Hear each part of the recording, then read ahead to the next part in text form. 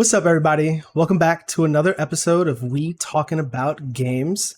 This is episode 2, and this is a very special episode because it's the first episode of any We Talk About Games episode that has a guest. I'm no longer doing this show by myself. Again, rotating guests, but our first guest is a very special guest. She's part of the reason I'm even doing this podcast because she's the reason I podcasted at all ever. She's an awesome person. She has incredible style. And I don't really like talking about games with too many more people as much as I do with her. And that is Alyssa. What's up, Alyssa? I'm good. How are you? I'm doing all right. I'm doing great, actually. I was very excited for today's episode. I'm not going to lie. Me too. I was thinking about it a lot. It's been a long time. I mean, considering we were supposed to do it like a week ago, I've been thinking about it a lot. Yeah, I'm sorry. I got sick out of nowhere. No, you're good. Just deathly sick and lost my voice. So now I'm back. Damn. I'm totally fine. I was actually okay with that because my week has been super busy moving and stuff. Yes. I was actually a little worried about what this room was going to look like. God damn, I didn't move my Dyson, but whatever. But yeah, I was worried about what this room was going to look like in preparation for the episode because the rest of my apartment is chaos. So whatever. But anyways, let's just jump right into it. Yeah. What are we playing? I'll let you go first, and then I'll go into it. What you playing right now? What have you been playing? What I've been playing that I haven't been playing, but thinking about playing. Pokemon Legends ZA. I call it ZA because I think it's fun. I think ZA too. Yeah, and then also Pokemon TCG Mobile, which I feel like is perfect for people who like want to collect cards but don't want to spend money.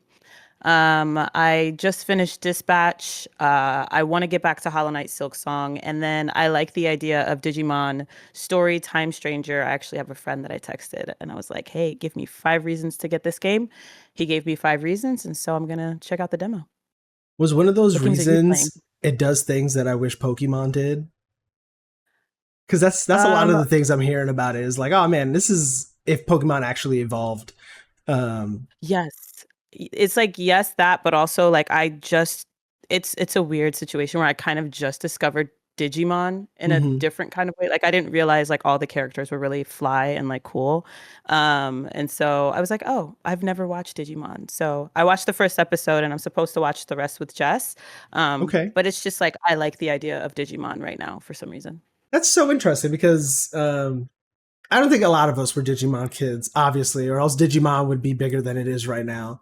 But they do have, I'm not surprised that you're into that futuristic sort of style of clothing and just the way they carry themselves, the world in general. It's cool. It really is. Yeah. It's like Jet Set Radio cool, but like, they got a game. So yeah. Yeah, that Jet Set Radio edge. Ugh. Yeah. So good. So how about you? What games are you playing right now? Like you, I'm kind of playing these, not playing these anymore, but Pokemon Legends ZA. I also call it ZA every now and again. I beat that one though, so I'm no longer playing it. I shelved it for now. I'm playing a lot of Arc Raiders. Oh my god. I text my younger brother who's also in this Discord and I was like, hey, don't go into this room because I'm recording a podcast. Because I've been playing Arc Raiders with him every night, and he'll go into a separate Discord that I'm in and be like, yo, Mondo, sorry to interrupt, but you down to play some Arc Raiders? And so I was like, please don't do that tonight. And the text message he sends me is, okay, Arc Raiders later. And because I knew he would come in here and be like, yo, so Mondo, what you doing? Arc Raiders later? So I've been playing a lot of Arc Raiders, and I got opinions about that. It's just so good. It's so good. I know I was joking with Jess and I was like, yeah, I think this is my game of the year. And Jess was like, don't you fucking dare. Don't you dare say that. But I think where I've landed is Expedition 33 is definitely my game of the year. We'll talk about that later. But Arc Raiders is undeniably the most fun I have had playing a game this year. Like, that's amazing. Like the most fun. And I don't think that makes a game of the year because I think Expedition 33 is such a complete package. but Hmm. fuck, have I been having fun? A lot. The first 3 nights I played it, I stayed up till 3:30 in the morning, and I don't even remember the last Wow. time I did that with a game. So that's how much fun I'm having. Willing to Wow. lose sleep over it, knowing I have to wake up at 6 a.m. to feed the baby. I was playing a lot of Battlefield 6. I'm not playing as much of it now since Arc Raid has come out, but I got I got my Call of Duty friends off of Call of Duty, and they're now on Battlefield. And I've played it here and there with them. Like if I see 3 of them in the Discord, I'll jump in there and be like, I'll play a few matches with you guys. It's so good, and I'm really happy to have like another Battlefield back. It's just Arc Raider has my soul right now. Ghost of Yote. This one I've been just playing an hour here, playing an hour there. It seemingly feels like I'm only playing it when I'm watching Anais in the living room, and if she's in the living room and like she's in her playpen, I'll put Ghost of Yote on and I'll start chipping away at it. But I'm like not in a rush to play it because I'm trying to beat other games and so on. And Yeah. I have I did turn on Silk Song the other day. I didn't add it to my list, but I did turn it on and I was like, I'm just not ready to come back to you. Like I'm just Yeah. not. I'm not ready for that pain. And I'm not ready Yeah. for the Metroidvania headache of trying to figure out where I go next. And I really don't want to Right. Google it. Like I really Yeah. want to find the next step myself. But I'm feeling like I might have to Google it. And then last but not least, after I beat Pokemon, I was like, I just need a palate cleanser. I don't know if you feel this way, but after I beat a game, I don't know what to do. Like, Right. unless another new game came out and I'm like ready to play that game because it's new and there's like a novelty tied to that, I was kind of cool. I beat Pokemon and like, yeah, Arc Raiders came out, but like Arc Raiders is multiplayer and there's like a certain level of like just attention you have to give that. And sometimes I just want to kick back and play a game. And so I was like, damn, I need a palate cleanser. And I'm back to playing Skyrim again. I've Oh, wait, that's your palate cleanser. Yeah, Skyrim is my palate cleanser. Yeah, yeah. And don't get me wrong, like I played a little Dave the Diver because I was like, all right, like a little cozy, you know what I mean? Let's hit Yeah. the ocean.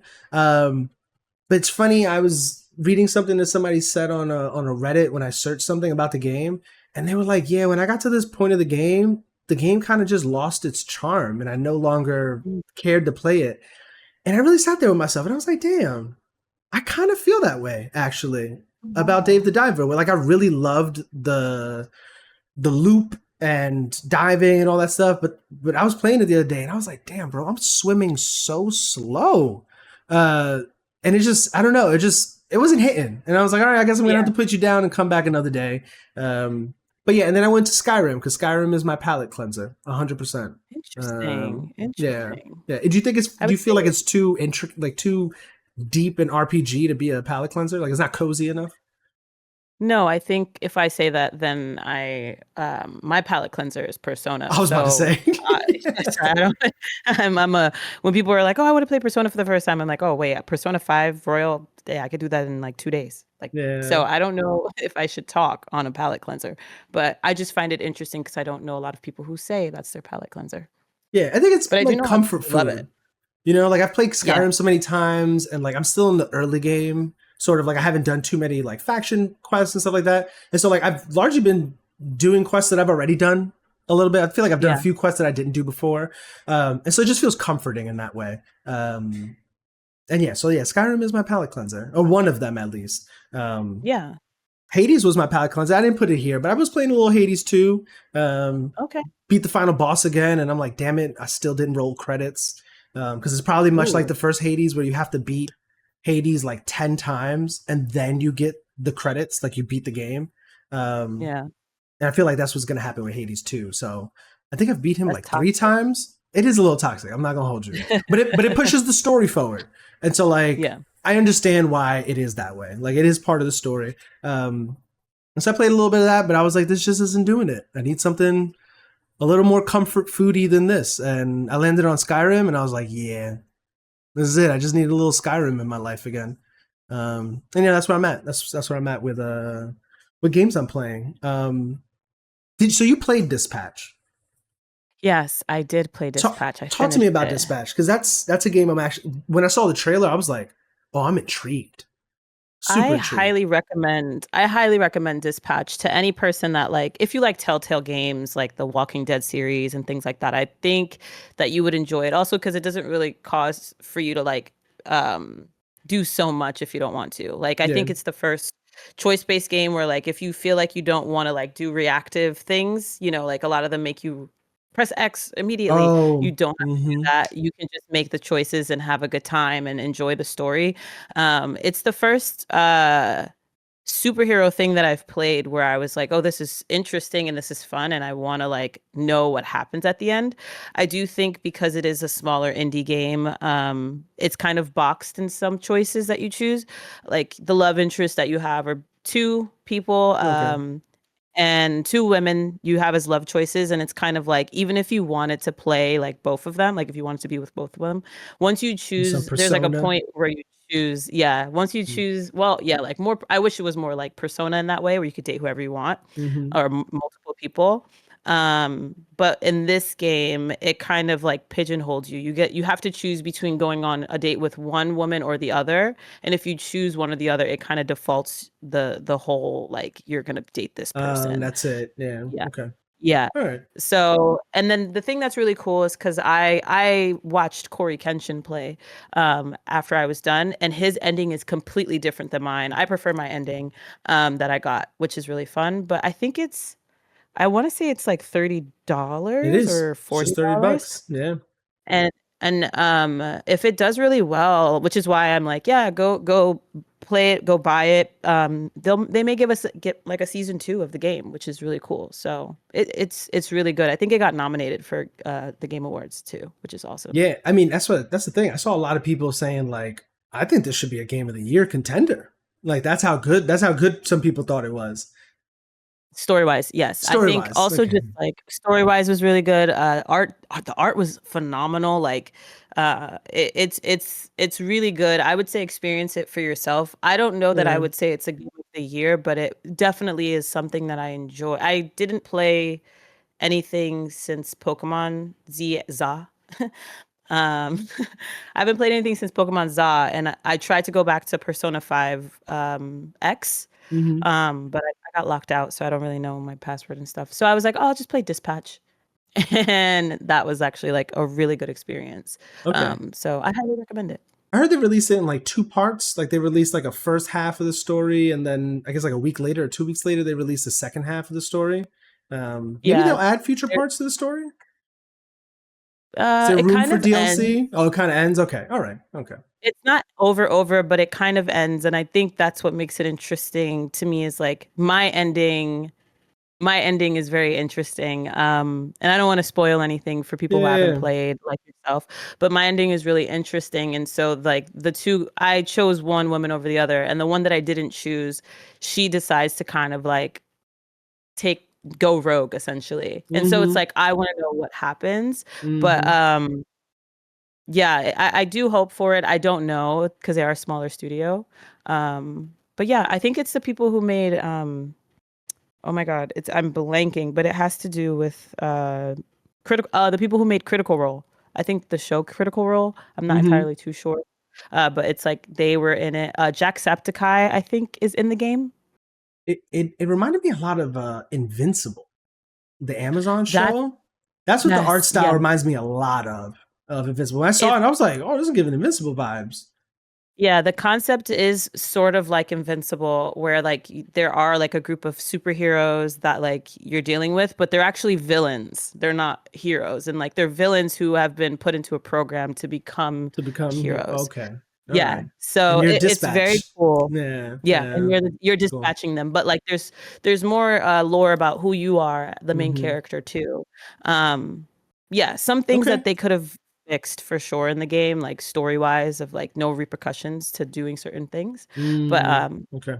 I highly recommend it. It's really fun. Okay. Cool. Yeah. I looked at it and I was like, damn, I feel like this is a holiday break game. Like a real Yeah, nice, chill play. What did you play it on PC? I played it on PC because I have a Steam family account with Ah, a friend, and so don't you we just just love Steam Family? yes. I just love It's Steam. good. I'm not gonna lie. I was a Sony pony forever, and now I'm a PC girl. We're gonna talk about that a little bit later too, actually, Yes, because yes. that's so interesting. I have so many thoughts on that, like just all that whole ecosystem and stuff. But okay, cool. All right, cool. Any other thoughts on games we're playing right now? I know we're gonna talk a little bit more about Pokemon, but No, I think we got it all. I'll all give right, you an cool. update on Digimon once I Yeah, yeah, yeah. try it. I do want an update on Digimon because I've heard a lot of good things. Like Yeah, the Blue catching highlights it a mechanics are lot. great. Yeah, like just everything, and a lot of feedback is, this is the direction that a lot of us wish Pokemon took and whatever. Yeah, we'll talk about that a little bit too. yeah. All right, cool. YouTube updates. I don't have any specific YouTube updates, but I think this is a good time to bring up an idea I have for future episodes of the podcast and something for people to expect. I am still battling between always needing to have a guest and doing episodes by myself. And so something I thought about in the direction I want to take the show, Space Goes Coast to Coast, for anybody who knows or has watched that. Jeez, I love Space Goes Coast to Coast. But something I've always liked about some podcasts that I listen to is I like the off-camera producer who chimes in and adds a element to the show, whatever that element might be. Like sometimes they're sarcastic, sometimes they're the information person. And so I was actually talking to Trav about the Hmm. podcast. He listened to the first episode, and I'd asked him, I was like, yo, like, would you be down to be like an off-screen producer of the show? Which is like, don't get me wrong, kind of hilarious because he wouldn't be producing the show because I'm the one like recording it and doing the whole shebang. But I feel like there's an interesting element that can exist by having him there, not as part of the main conversation, but being able to chime in and cut me off and be like, "Yo, man, actually," and whether it's calling me out on something, making fun of me about something, because that's like me and Trav's dynamic, or even like Trav is a very casual gamer. He's not like you and I who own multiple consoles and play video games during most of our free time and yada yada. Um, he's a casual gamer. And I think, because I listen to a lot of gaming podcasts, and I feel like the opinion that is always missing is the casual gamer's opinion. It's like we can sit here Agree. and talk about how we feel, but we're so hardcore into the hobby that like I want to know what some regular degular person thinks. And no offense to Trav, Me I know he's too. gonna listen to this, but like sometimes I just want to know what somebody who plays one or two games a year and Yeah, isn't really into any specific franchises or genres or things like that feels about some topics. Like I'd love yeah. for him to be here and see what he thinks about like the Steam machine and whether or not that's something that like appeals to him. And Hmm. so for future episodes of the podcast, whether guest or no guest, Trav is going to be a off-screen producer of the show. Him and I already talked about it. I asked him, and he was like, "I'm offended that you're even asking me because didn't we talk about this a long time ago?" Which we did, but I feel like this is an entirely separate kind of thing. But yeah, that's my like podcast slash YouTube update.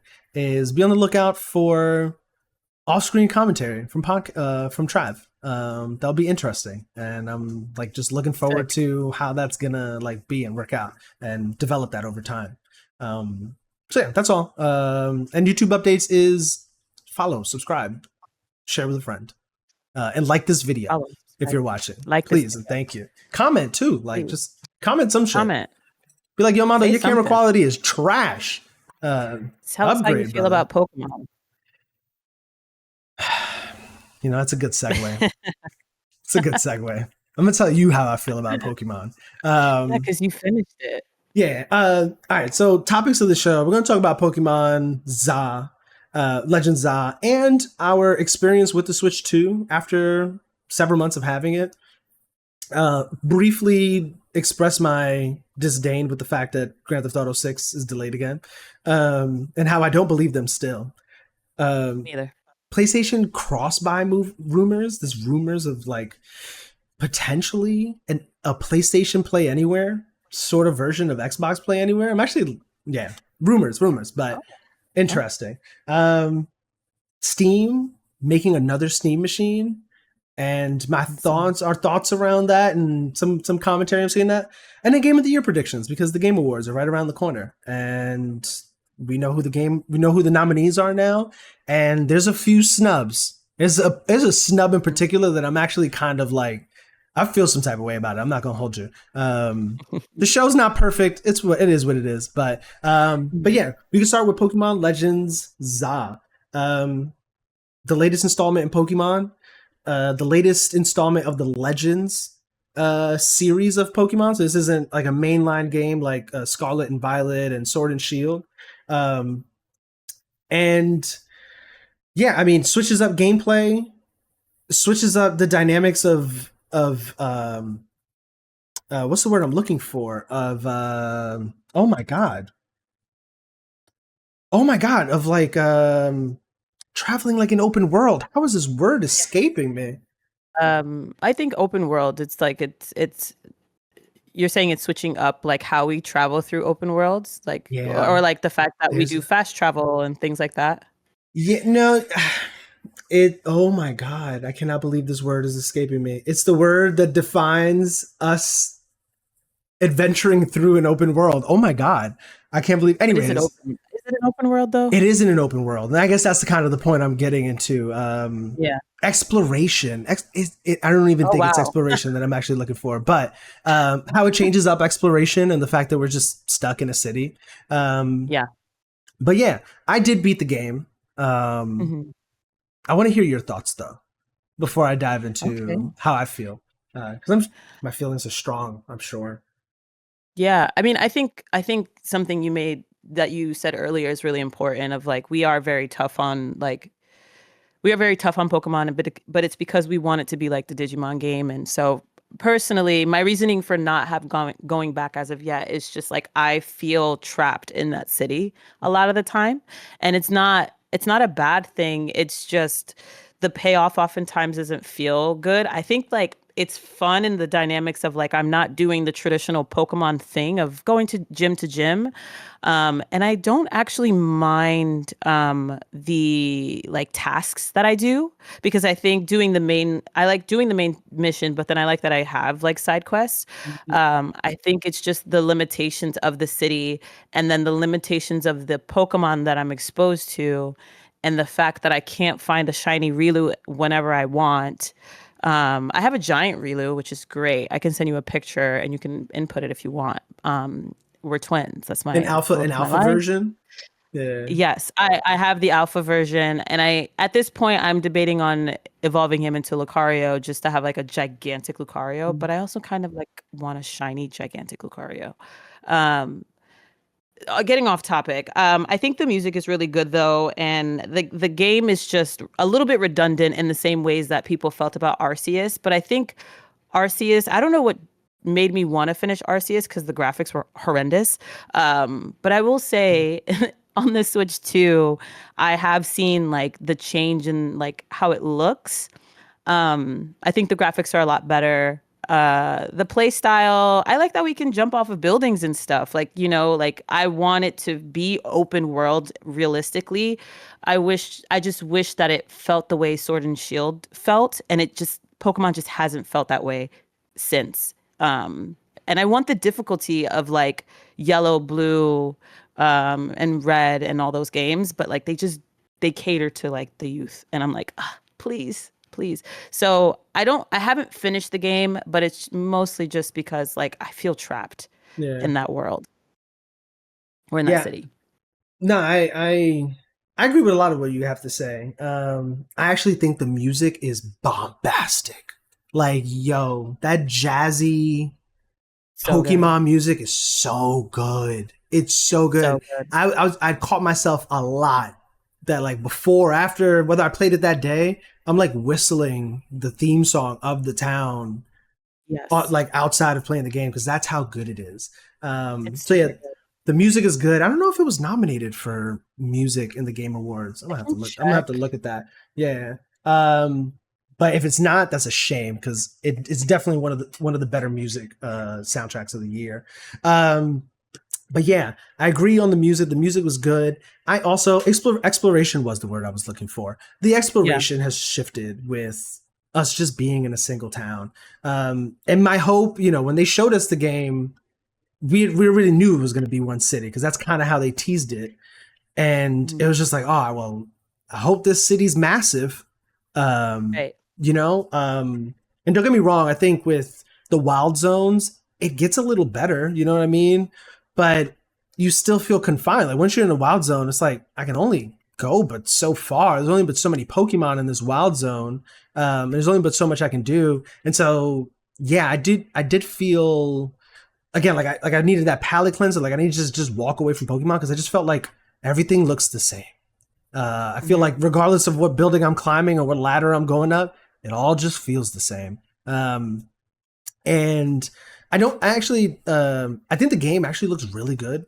I know a lot of people were complaining about how the buildings looked and like, oh, look at the windows, like they're just flat images on the building. And like, don't get me wrong, I understand how you can critique that, but then like when you just take a moment and not focus on the windows and just play the game, it actually all looks really good. Like all looks really Yeah. good. Like if you're just walking, you can't tell that the windows are just flat on the buildings, and that was a design choice. But I think it works, and so like that's not necessarily a point of critique for me.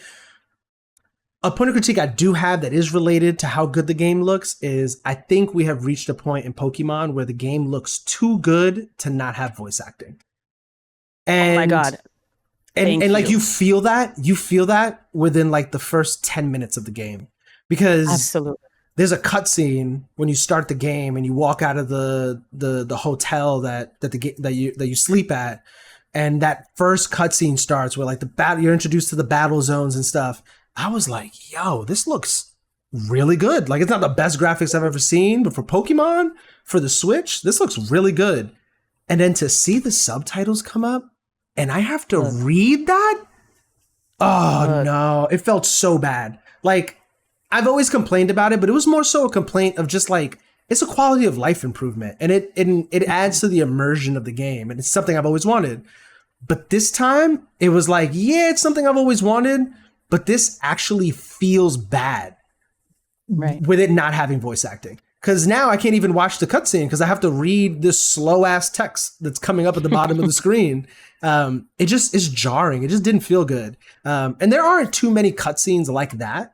I think there's like maybe a handful of like of those like really good cutscenes in the game, but all of them feel bad. Every single one. Yep. It doesn't matter how good they look. They look great, but the immersion is immediately broken when you have to look down and read what they're saying because they're not actually Yeah. saying it. Um, and so, as much as that has been a lifelong complaint of mine with Pokemon, this is the first Mhm. game where I feel like that critique is actually like warranted. This Yes. game so badly needed voice acting, it really did. Then we find out that they only spent $13 million making this game. And they didn't hire like a voice actor to do anything is insane to me. Man, they sold like 5 million copies after like a week. Yeah. What are the? I just don't understand the excuse. I don't. But this gets me to I think another. No, no, no. it's What were you cost. say? It's just Yeah, money. it's It's just cost. I Yeah, think it's it's money. just money. Yeah. Yeah, I but think it's it's money just they that. can spend because they're gonna make it. You know. Yeah. Yeah. Um, but yeah, I think agreed. Compared to Arceus, I finished Arceus 2. I do like that if you jump off a building, you don't just die like you die in Arceus or like you faint in Arceus. Mhm. But I do think that the loop of Arceus, especially when it comes to like catching multiple Pokemons, multiples of the same Pokemon, that was more fun. I Yes. loved the whole like stamps that you had to accrue for like each task and each Pokemon. That made me want to go back out into the world and catch that Pokemon that I already caught a dozen times already. And Mhm. like the system that they have in this game of the research tasks that you get given, they're cool, but I don't think that it's a very great replacement for the system that Arceus had. I actually think that system in Arceus was significantly better. Um, and gameplay. I actually really like this battle system. I Me think too. improvements can be made from it. Like there's some annoyances where like especially with like say like an attack like rollout, you'll do rollout and the Pokemon will just like go right through the other Pokemon, and now he's all the way over there, he's all the way over yonder. And then when you do another move, you would hope that he would just do the other move from where he's at, but no, he has to walk all the way back next to you and then do the move. And it kind of Yeah. just kind of just makes the fight feel weird a little bit. Yeah. But I do think it's refreshing because I think that unlike like the recent mainline games, it actually was kind of difficult. I don't know if you felt that way, but especially with like the Mega Pokemon, I was like the Mega Evolution. I was like, oh, I actually got to try. I died in a few of them. I don't even remember the last time I died in a Pokemon game, but I did. And so that was interesting. I think the battle system added a layer of difficulty that wasn't already present, but also it made moves that in regular Pokemon is as a non-factor. You would actually use them here. Like when I was in the early stage, I was like, oh well, I gotta wait for my tackle to come back, and I gotta wait for Ember to come back. I'm gonna use Leer. I'm gonna use Growl. I never use Leer or Growl in Pokemon. That's a waste of a turn. But since there's no turns and I have space to use this move while my other ones cool down, it actually gave me a purpose to use it, and it added that element to the fight now. I will say as the game progressed, I stopped using them. I will say that. I will say that. Of course. But yeah, I don't know. I think the game was fun. And kind of my feelings about where I kind of sit with Pokemon now. I do want Pokemon to be better. I really, really do. But I have accepted that it never will be. That part. I've also accepted the part where we're the problem. We're the problem. 100%, Alyssa. We are the problem. I was so lucky to have been in Japan when that game came out, which was awesome, being in Tokyo when this game came out. And I think everyone in their life should get that opportunity, especially if you're a Pokemon fan, to like experience something like that. Because like it's just different. It's just different. You could go to a Pokemon Center that's in Tokyo and like have this wonderful experience because they love their IP and like they celebrate it. Like they had like different pop-ups for it and everything. I recognize that I'm the problem. I bought things that I shouldn't have bought. Like I bought the game, yes, but then I bought all this merch that I don't need because it had the 3 Pokemon on it, like the 3 starters on it. I asked for multiple little hats that I couldn't fit on my head because I'm a grown adult of Chikorita and all of them because I'm the problem. I'm the problem, and I accept that I'm the problem. And I think as Pokemon fans, we have to accept that we're the issue. No, for sure. Because it's not going to get better. No. It's not going to get better. They don't have to be better. Nope. Truthfully, they don't. I've got Pokemon cards in front of me right now, and I have One Piece cards in front of me right now. The quality of a Pokemon card is horrendous. As someone who works in at a card game company, are horrendous. Horrendous. They get away with a lot, you guys. We're the problem. We are the problem. Damn, you telling me that the problem is even TCG? Because I'm not gonna lie, those One Piece cards, I'm like, damn, that artwork is incredible. The thickness. It has like the texture. It has texture. Yeah. They do foil, like they're rare cards. I don't even know how we got on this, but their rare cards are really good. Like Pokemon, when I got them, I thought it was fake. Like when I got them in Japan, and I was like, oh, they're not fake. They're just not good quality. So we, as consumers and as Pokemon fans, we are the issue at the end of the day. In the same ways with Nintendo, that we're the issue. Yeah, 100%. 100%. They don't have to be there. We are the issue. We're the problem, but we're also victims. We're victims. We love these IPs, and they know that. And we're just being taken advantage of. We're just in an abusive relationship, and abusive relationships are hard to leave. They're just hard to leave. They're not very easy. And I don't want to leave it. I'm not gonna lie. I want to be in this relationship. Rest of my life. Thing. I love Pokemon. Like, fuck. Right. I've inducted my own like little cousin into this lifestyle. Yeah. So it'll be for generations to come. That's terrible of you. You shouldn't have brought him into this life. You shouldn't have done that to him. He is so happy to have someone to bond with over this. So once it's not like he's spending the money. It's my money that I'm spending on him. Oh, he's like, yeah, I love Pokemon. He does love Pokemon and Sonic. So there you go. At least Sonic makes good games. Thank God. Again. Thank God they're making good games again. Sonic Racing. I hear that one is really good. Really good. That's a Christmas gift that's happening for him. So I'll let you know. Okay. So yeah, my perspective on the it's never going to get better is more like the financial and business side of it. So like Nintendo is a publicly traded company. And for those that don't know, publicly traded companies have a fiduciary responsibility to their shareholders. That means that everything they do is in the interest of their shareholders. Their shareholders are first, second, and last every time. Companies do not have a responsibility to us as customers, nor to their employees, but they do to their shareholders. And so Pokemon is a game, like say, let's just take ZA, for example. They spent $13 million and they're probably going to make $500 million. They're going to make $500 million off that game. And this is a weird concept to think about, but it is actually illegal for Nintendo to make a better Pokemon game if it's just going to make the same amount of money. Right? Because again, the interest is the shareholder. The interest is me making you as much money as possible and doing everything in my power to do that. And what's in my power is to make sure I spend the max that I think I need to spend to sell 10 million copies of Pokemon. Right? Like Scarlet Violet sold 10 million copies in like the first week. They made $500 million in week 1, and that game was the best Pokemon game I ever played, but it functioned like shit. I hated almost every second of playing it. And then when I got my Switch 2, I was like, oh wow, this is what it should have been like? Huh, that's so interesting. So interesting. Embarrassing, really. So when you think about it, unless Nintendo can prove to their shareholders that, hey, actually, we do need to spend more money or else we're not going to sell as many copies, or if we do spend more money, it's going to lead to significantly more sales, they can't spend more money.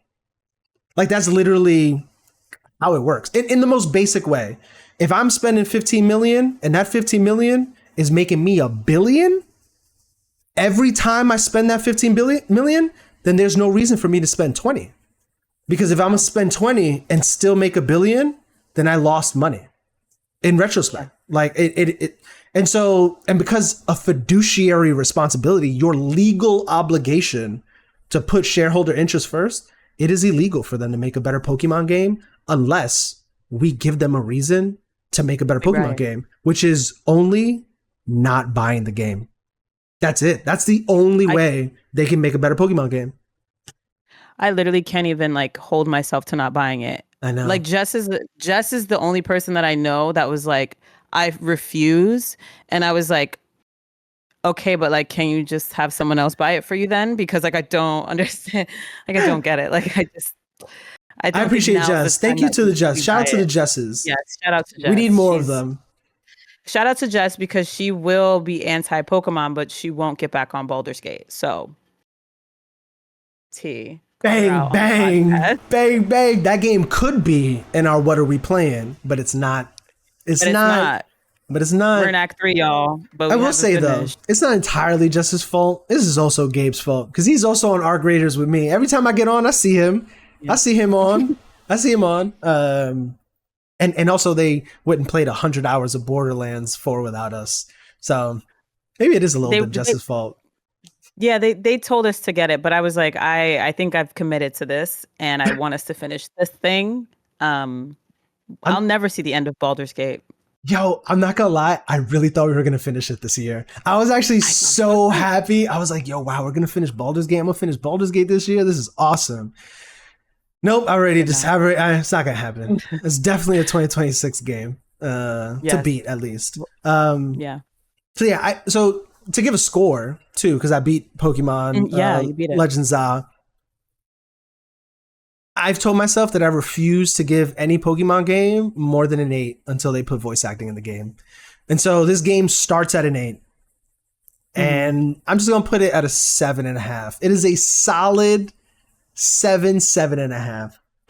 Okay. It's fun. I like the loop. The loop is fun. The battle system is fun. I like catching Pokemon, to something you said earlier about like, hoping these games just get more difficult, like just a little bit of a challenge, like the older games. I just feel like Pokemon has become more about catching Pokemon. Like, and don't get me wrong, it's always been about that. Catch them all. Got to catch them all. but the battle has really become a secondary thing. Like it is Yeah. almost like it's just not important. Like it's important to keep the theme alive and like what Pokemon is and like keep that system and that loop alive, but it really is just about catching Pokemon.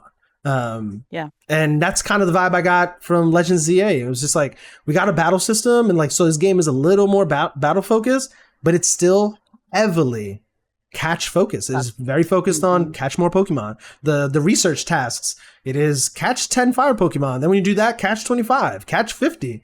And so the point of the game is to catch a ton of Pokemon, multiples of the same. But like in Arceus, at least Arceus made it rewarding, Feel worthwhile to go and chase down a single Pokemon, versus just catching a bunch of fire Pokemon because I want to check off that research task. It just doesn't feel as rewarding. And so the game is like a 7.5 for me. I'm gonna go 7.5. Those it looks so good. And just outside of even the graphics, the animations themselves are even better. Really like even good. Within just, I think they're still bad, but they're a lot better. Like, right. Alyssa, I can't get over the, here is this thing, and I didn't drop anything into your hand, but now I gave you an item. Stop it. Stop it, dog. Yo, I would be okay with it. I would be okay with it if they did like a what's that Zelda game that is like feels a little bit I forget what it is, where it just it feels like an old Zelda game where but it's new. Like it's the game with Zelda. Yeah. Oh, I forget the name of it, but I know what you're talking about. Yeah, like if it were to be pixelated in the ways like it's modern, but it feels old, I'd be like, okay, fine. Like a 2D, 3D style. We're seeing a lot nowadays. Yeah. I would be like, that's fine. But even to the comment that you said earlier about people complaining about the Windows, it sounds like they have a Switch 1. Zelda Echoes of Wisdom. That's what it was. That's what it is. Yeah, that's what it is. Wisdom. Yes. But yeah, it sounds like those people have a Switch 1 and not a Switch 2. So I was not looking at the Windows for my Switch 2. I'm just going to say that. I was enamored by how gigantic that thing is. And yeah. Yeah. I mean, that's a good segue. We can take it into how we feel about the Switch 2. It's been almost 6 months since the Switch 2's come out. Yeah. How are you feeling? How are you liking it compared to your old Switch? How often are you finding yourself using it too? Yeah, for me it was a necessity because I had one of the original Switches that launched with, oh my gosh, what's that Mario game? Odyssey. I was about to say Kart? No, Odyssey, yeah. Yeah, I basically had a Switch from the ancient time of 2017. And so it was a necessity because like battery life was horrendous. But honestly, as like someone who has like adult hands, I genuinely do like the Switch 2. It is a comfort thing, I think, of like when I have something to play, I will play it. And if I can find a game, if I have like a cozy game or a game I really, really want to play and I don't want to sit on my PC or like I want to travel with it, I will get it on my Switch, or oftentimes I'll get it on my PC and then my Switch. I'm still not picking it up as much as like I did with like the Switch the first time, but I don't feel any regret with purchasing it at all. I just feel like if you have the money for it and need it, I would say yes. But if you have like an OLED Switch, I don't think you're necessarily missing out on anything. But obviously, the only thing I truly dislike about this whole Switch 2 situation is like alienating the consoles before. I'm not like in, I just think now, like with the world, it feels like we shouldn't be limiting people to like have access to Mario Kart World, to Donkey Kong, especially just because like Donkey Kong did so well, but it was only on the Switch 2, and like everyone went out to go buy a Switch 2 just to play it. I think it's not fair, especially to people who don't have the money but can probably just maybe buy the game itself. I wish that Nintendo and all of these companies except, Steam would stop doing that. It's not, it's an accessibility issue that I just don't like. And it's hard to tell a 7-year-old that they can't have the new Switch because they just got a Switch, and that he's like, well, I want to play Mario Kart. And I'm like, yes, but like it's hard, especially when kids, kids are the ones that are like losing out on these experiences, and it's like how they bond with people or make friends. Yeah. But I do like the Switch too. I think the battery life is trash, but truthfully, I think for me it's a good thing. I see it Is as a it better than your positivity. old Switch? It's better than my old Switch in its current state, but Yeah. the I will say, like, for me, when my Switch dies, it just tells me, okay, go put it down and do something else, or just like be productive. No tea, no shade. I was a streamer at one point, and so I spent a lot of time playing video games for Yeah. entertainment, other people's entertainment. Um, but yeah, I really do love it. I keep it at my bedside at night. So if I don't read a book, I play my Switch. And if I don't do that, I'm on TikTok, unfortunately. But I think Nintendo knows what they're doing and they got me. So I like my Switch too. I feel that. I feel that. Yeah. How do you feel about the Switch too? I like it a lot too. I actually had a friend ask me this the other night because we were talking about Donkey Kong, and I had one of my boys. He was like, "Ain't no fucking way Donkey Kong is a game of the year. Get the fuck." He was like, "That game." He's not into the platform and shit. He's like, "You sitting here telling me Super Mario is a game of the year?" Man, but anyways, and so one of my other boys was like, "Oh, your mom was like, how are you feeling about your Switch 2?" And I really like it. It is what I told him. I was like, it's the Switch you wish your other Switch was. That's kind of how I feel about it. It's like, oh, this is the Switch I wish I had had in 2019. Yes. Unfortunately, we had to wait all this time to get it. Similar to you, I have adult hands. I actually have bigger hands than most, and so that the Switch One was actually kind of uncomfortable.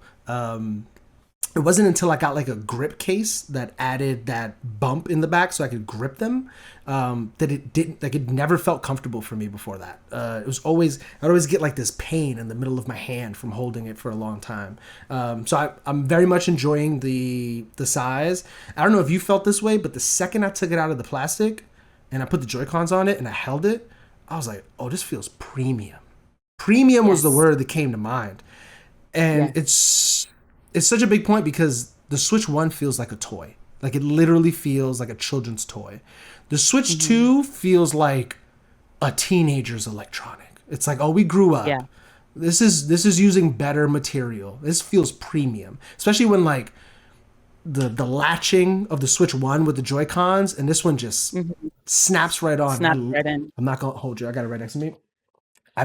Whether I'm playing a game, every time I'm playing a game, I'll be doing this, and I'm just pressing it just because I love this right here. I'm not gonna hold you. So It's intuitive. it's very satisfying, and it's so intuitive compared to the way it was before. And so premium in that manner. The build is premium in comparison to the Switch One for sure. As somebody who has a Steam Deck, and I've been playing my Steam Deck over the past couple of days too, because I'm playing Skyrim on that. It is really light. It is light compared to my Steam Deck. I was holding my Steam Deck. I was playing Skyrim. I was like, damn, my wrists. I'm feeling this a little bit. And so, like, I got to give this Switch an edge on that. And I have been playing it more. I did get Mario Kart World. I think everybody did, if I'm not mistaken. Yeah. If I'm not mistaken, the numbers Nintendo put out, like, after a few months, almost every single Switch also bought Mario Kart World.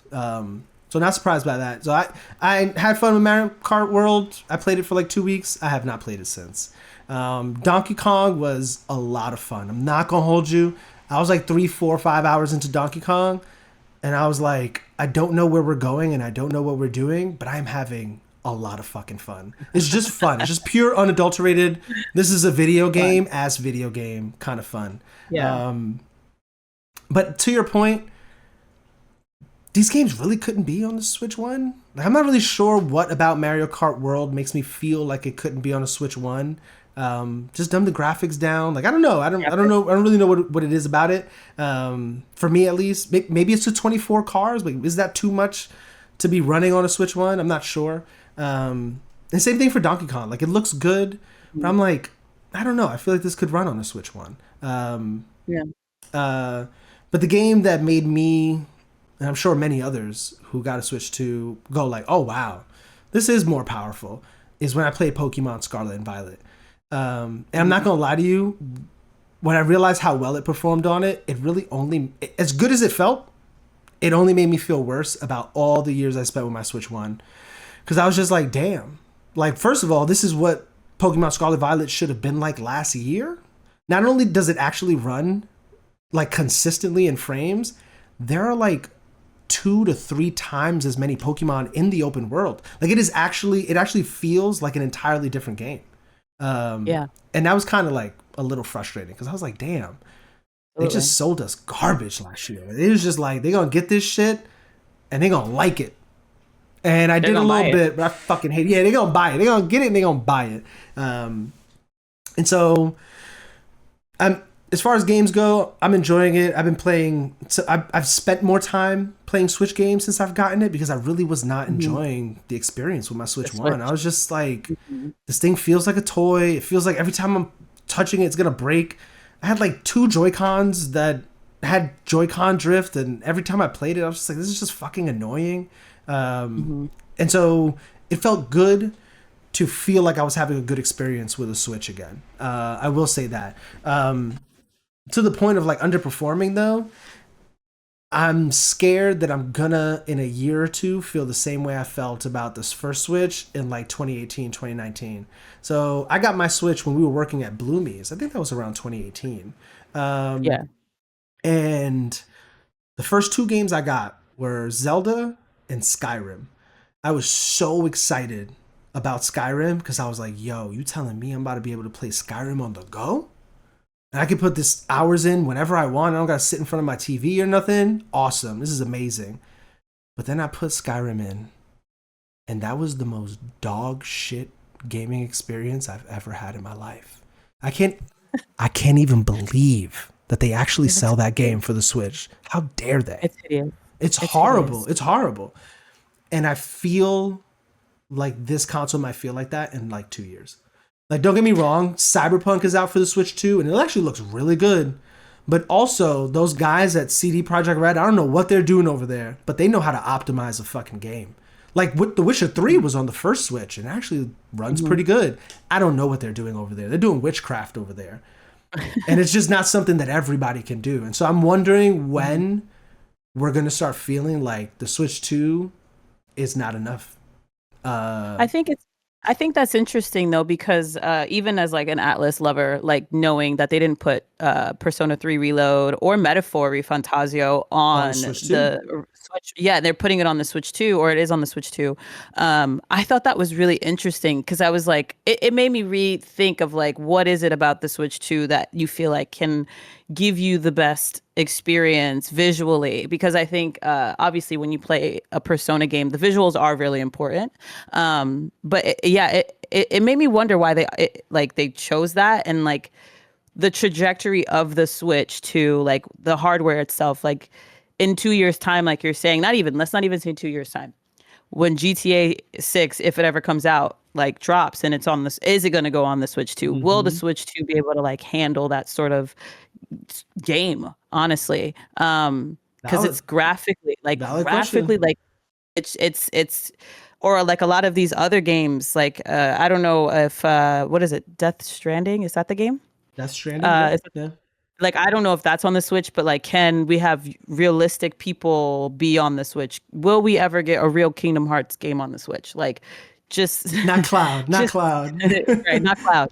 Uh just uh, just it's just interesting. And I think also for Hollow Knight, I did play I when I got my Switch 2, I did download Hollow Knight and continue it on there. Looks so different than Hollow Knight Silksong. Like Silksong is crisp. The first Hollow Knight, I was like, "Ooh, this is not made for the Switch 2." So I do agree. I wonder how in not even 2 years time, literally like the next big game that's on there, that's Yeah. like day one. I wonder if I don't know if Fable, but like if Fable was ever on the Switch. I don't know what's going on with Xbox, but um, Yeah. I'm actually if surprised Fable, Xbox hasn't put games on the Switch 2 yet. me too, Like, only because of like their strategy is very intriguing to me. yeah. I mean, the strategy is to go third party. Like, and Yeah, I was fully expecting that in one of these Nintendo Directs, we would see some announcements of some Xbox games coming to the Switch too. Yeah, me And too. I will say, some people have like speculated that, there was talk about it was hard to get a Switch 2 dev kit, and like they Hmm. only sent them out to particular studios. CD Projekt Red being one of them, right? Because they had a launch title with Cyberpunk and some others. But I wonder how long others had to wait to get that, and if that's also extending the time that it might take for us to see an Xbox game Yeah, on the Switch Switch too. too. Yeah, or even I'm not gonna hold you, PlayStation games. I mean, they put Lego Horizon on the Switch too, and you putting your games on PC. I know the back and forth battle of putting them on Xbox, but I don't feel like I'm not sure people feel that same way about Nintendo. So like, do Mm. you put a God of War on the Switch? Like, do you put a Oh my Last of God. Us on the Switch? I know it sounds crazy, but if you're putting them on PC, why can't you put them here? I don't see the Yeah. difference. Again, I saw the difference with Xbox because they're more of like a one for one competitor. But Mhm. everybody has always acknowledged Nintendo's in their own lane. Um, Yeah. and so, like, did you just do Lego because you felt like it was a kids sort of centric, geared game, and so it fits Mhm. the Switch, it fits that audience?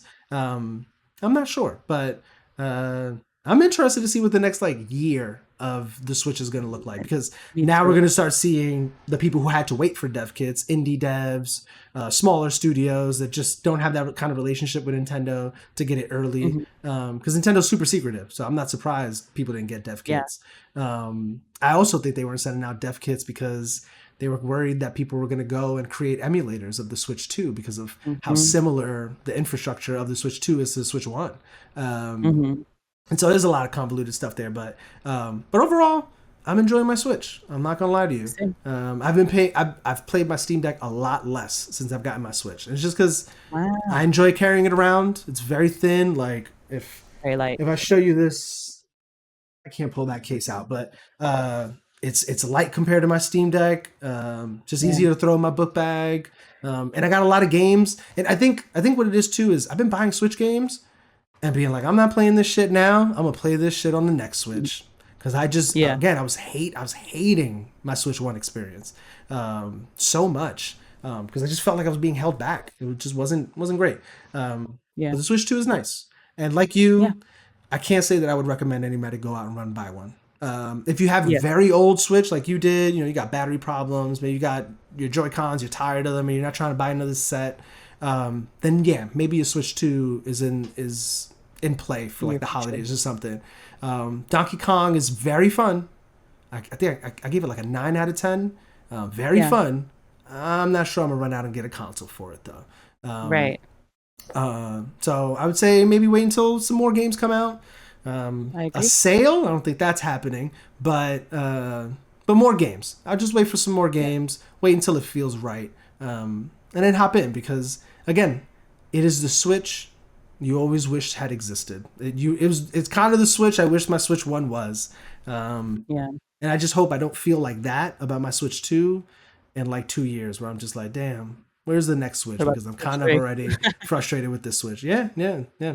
So, and also because this is one of the few things that Nintendo still has going for it. Oh, and one of the things we didn't talk about, these game key cards. One of the only things Nintendo Oh. really has going for it is PlayStation does still have like I think like over 90% of their games are on disc. Like 1.0 version of the game is on the disc. But like Nintendo, a big reason people go to Nintendo is because those games are on the cartridge. Like I own this game, it's gonna be with me forever, and it's portable, right? And so there's a huge factor in that. Is why I'm having such a hard time finding Persona 5 Royal for a good price on the Switch, because it's the one place you could own it portably. Um, Yeah. um, and I'm sorry where I was going with this. The game key card. I know I was getting into the game key cards, but I was going to say something else. I'm not a fan of the game key cards. I'm not going to lie to you. I don't know what they're Mhm. doing with that. Like, Mhm. why can't you just make these cartridges cheaper for studios to buy? But I feel like we're slowly getting pushed. Alyssa, we're slowly getting pushed into this digital world, and I wonder Yeah. when physical gaming is gonna die. Like I've actually reached a point where I know it's gonna die. Like it's no longer a question of like how long it's gonna be around. Nah. Like I think there might be there's companies like oh my god, it's not LRG. That's a fucking clothing brand. But there's a company that makes physical versions of games. The company is escaping my mind right now. But I feel like those are going to be the last stand for physical video games. Like I think PlayStation is eventually going to move away from it, and Nintendo is kind of already showing us like, hey, yeah, it doesn't fit on the cartridge. You have it on the cartridge, but you got to download the whole game, which means once the game is no longer on the eShop, you can't download the game. It doesn't matter if you have a key card; it'll be useless at that point. And that's just an interesting thing. And that's another place where Steam comes in, and people love Steam.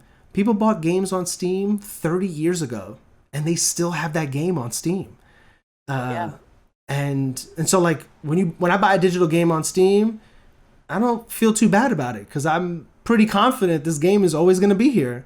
And you just can't feel that way about it, like PlayStation, Xbox, or Nintendo, because you don't know if the next console is going to support the last console's games.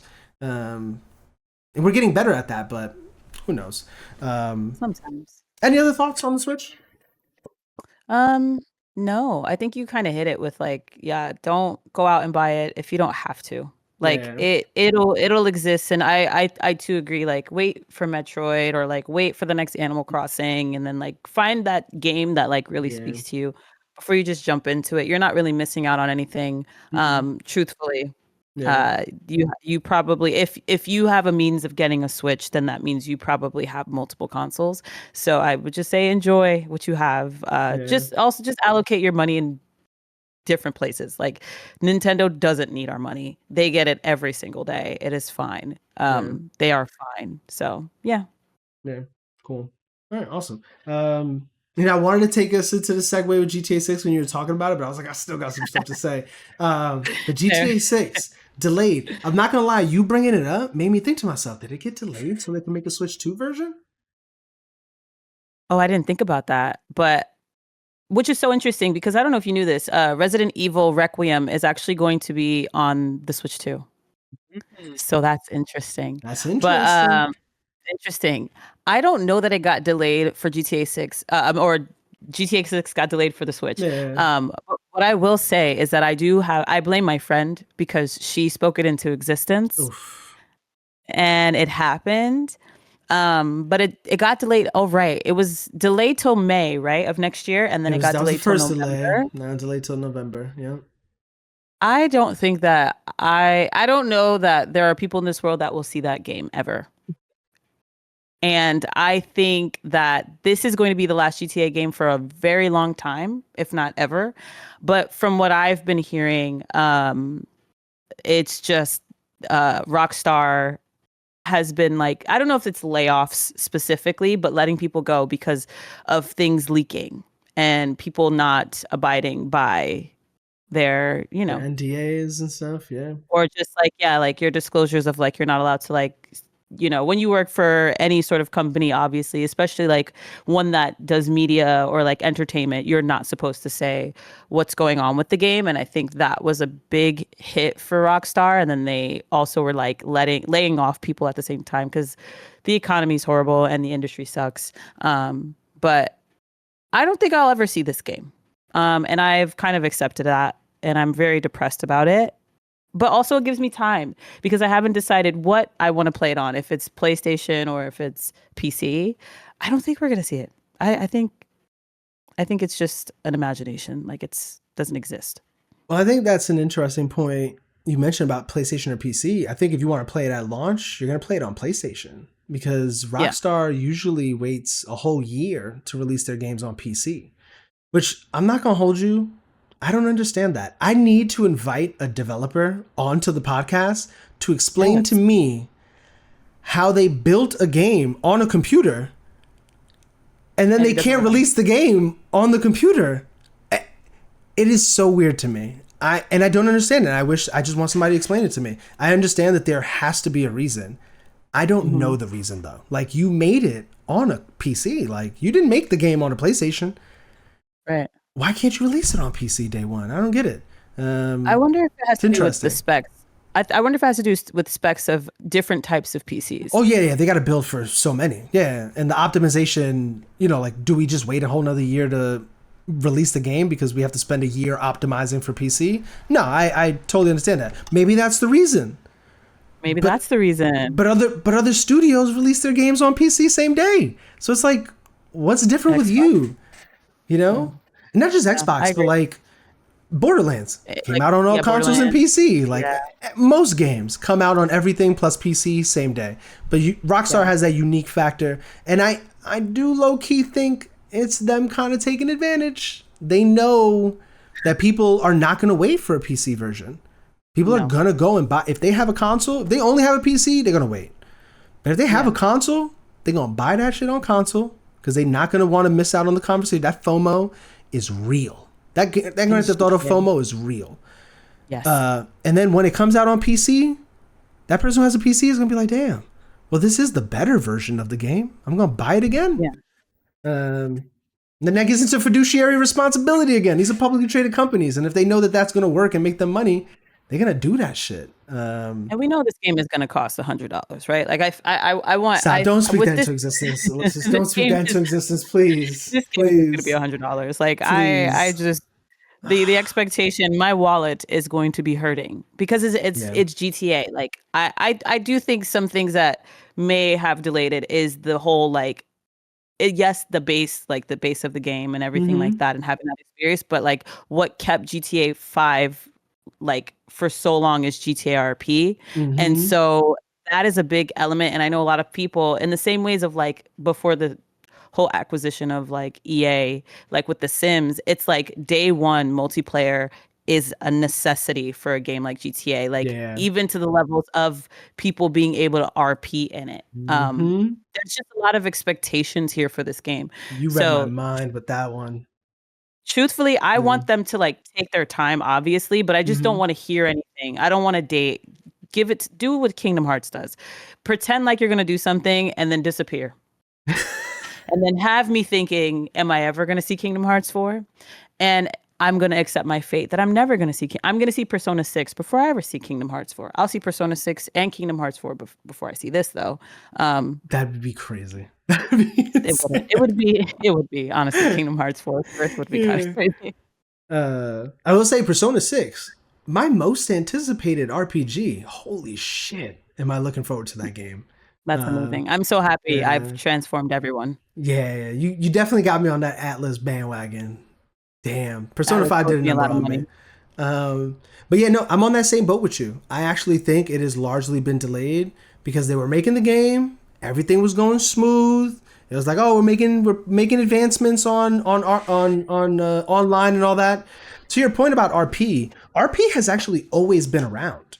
I got a cousin who's really into GTA RP. He used to play GTA RP when the servers were mainly on Grand Theft Auto San Andreas. And I'm talking, he Wow. was playing RP where like they were role playing, like Wow. open my car door, close my car door, put the key in the ignition, like role playing Wow. GTA RP. Yeah. And, with the pandemic, everybody being home, dispensable income, people bought PCs, famous people streaming, celebrities streaming, T-Pain. and that blew up RP on GTA 5 to a level that I don't think that Rockstar was anticipating. Like, No. San Andreas RP was very niche. And don't get me wrong, it was layers. Like, it was open my car door, this, that, and the third. But there was also, like, more lighthearted RP where it was like, you just role-playing and kind of going through the motions playing the game. But yeah, that GTA 5 RP is different, though. It's different. And it got massive. And it got so big that if I worked at Rockstar and I was in the meeting room and they were like, yo, how do we feel about GTA RP? I would say, we cannot put out a GTA Online that does not function like RP. You guys are fucking bugging. Like, go back to the drawing board. Rebuild whatever you got to rebuild. Retool whatever you got to retool for mechanics. But if it doesn't have RP elements, people are not going to like it. Yeah, you'll have your subset of people who do because RP isn't for everybody, and not everybody's playing RP. But I think that even for the person who's never played RP, they're looking at RP and being like, "Damn, that's awesome." You know, maybe they're not willing to go and build a PC to do that and go through all the motions of joining a server and so on and so forth. But they're like, "Damn, if the next GTA is like that, oh, that's awesome. That's amazing." And I just don't think, yeah, and I just don't think Rockstar can continue navigating, letting outside mods and developers make a better online version of your own game. Like it, Literally. yeah, it's you can't let that happen. And so, and to your point, I remember when GTA 5 came out, the story was awesome. I was very super excited to play the single player, but they hyped up online. They were like, "Yeah, we have heists online. You're gonna be able to ride around in this map, and there's gonna be 20 people in the map with you, and yada yada." And the game comes out, and online's not even there. And then when they add online, like 4 months later, some shit like that, heists aren't there. Most of the features that y'all boasted about and told us about aren't even present. And I think the large sentiment has been, even before they announced GTA 6, is this cannot happen in the next GTA. Like when y'all drop the next GTA, that shit better drop content complete, like content complete. I want for the single player, but I want online. And it's not to say that you can't add things after the fact. Later. But don't sit here and tell me about shit in a trailer, get me hype, and then launch day comes and that shit's not even there. Oh, that shit felt so bad. I'm not gonna lie. I remember that feeling. It did not feel good. And because we didn't even know when online was coming. It was like coming soon. It's just like, nah, y'all gotta be fucking with me, man. You gotta be fucking with me. And so they can't do that again, in my opinion. And to your point, I think RP has lit a fire under their ass and has put pressure on them to make a better version of online that functions in that way. To where, I mean, like shit, if you could avoid having people go make their own servers to do that, why wouldn't you want to host that? Why wouldn't you want people to be doing RP on your own servers? Because it just moves attention outside of your own ecosystem. It's just not a smart move. It just doesn't make sense. So yeah, I'm not gonna lie. I hope that's the reason why it's delayed. I hope so too. I hope that's why. I hope so too. So if they gotta delay it, if they're gonna release it in November and online's not gonna be available till March, release that shit in March. I don't want it. I don't want it. I don't want it. I want it with online. Yeah. I always thought the release of May was weird anyway. It was. And that's why I feel like a lot of people didn't believe it. A lot of people were like, they're going to delay that shit until the holidays. Why would you release it in May? Just like, of all games, like you didn't, I'm sorry, but I'm not sitting inside in May. Yeah. To play GTA. Like I'm outside. It's nice outside. I'm outside. Yeah. That is a November game. Like right now, it's brick outside. It gets dark at 4:30. Like it's nighttime. That's GTA weather. That's GTA time of year. But yeah, so I don't know. Those are my thoughts on GTA. I had here like who are the winners and losers of GTA moving. Like there's some games being released in the early part of the year, and now I'm sure they're breathing easy. They're like, we might actually sell some copies now. Holy shit! Yeah. Or games that haven't even chosen the launch date. And maybe they were looking at holiday 2026, and now they're thinking to themselves, well, that's not happening. Not doing that. Not doing that shit. I'm trying to sell games. Yeah, Persona and Kingdom Hearts, like, especially when you got to make a business decision, spend $100 on GTA. It's gonna be $100. Don't say that, Alyssa, please. It is, and then like the deluxe version of it is like $150, and I'm gonna be like, it's GTA. Swipe. I'm telling you that FOMO, in my opinion, FOMO sells more video games than anything ever could.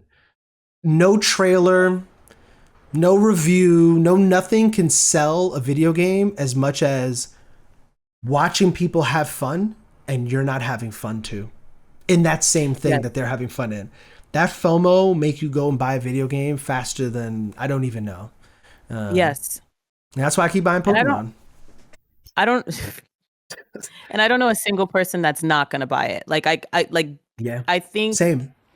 GTA is like Michael Jackson, that's like Adele, like Frank Ocean drops something. As soon as everybody's gonna buy it. Even like Red Dead Redemption, I think, is another game where like Rockstar just makes good games.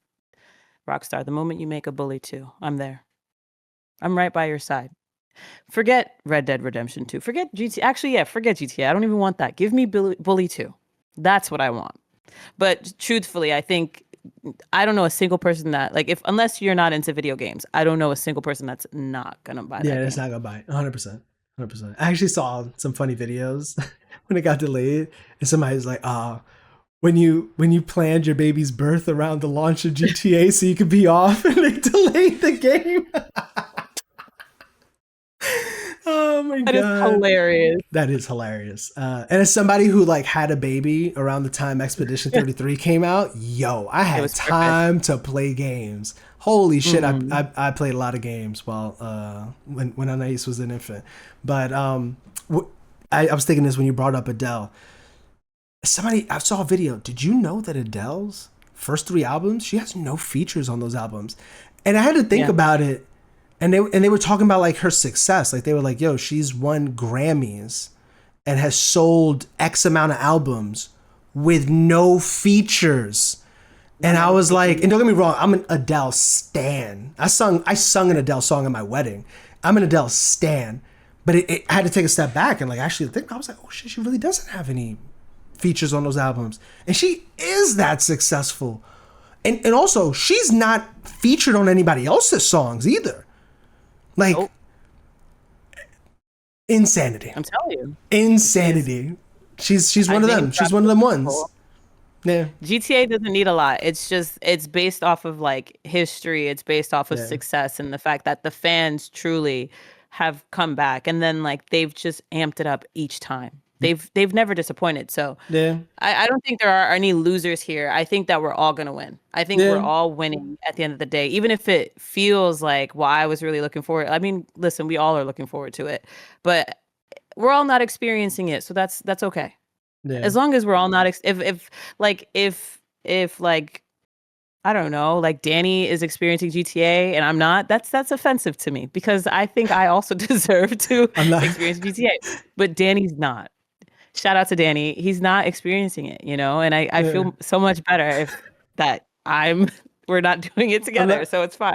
I'm not gonna lie. Whenever I see Danny like reviewing a game early and he's like playing, I think they sent out like Ghosts of Yote like reviews like a month before the game came out, and he was one of the Mhm. people who posted. And I was like, God damn it, It gets you. It's like motherfucker's gonna I beat the game before I even get to play it.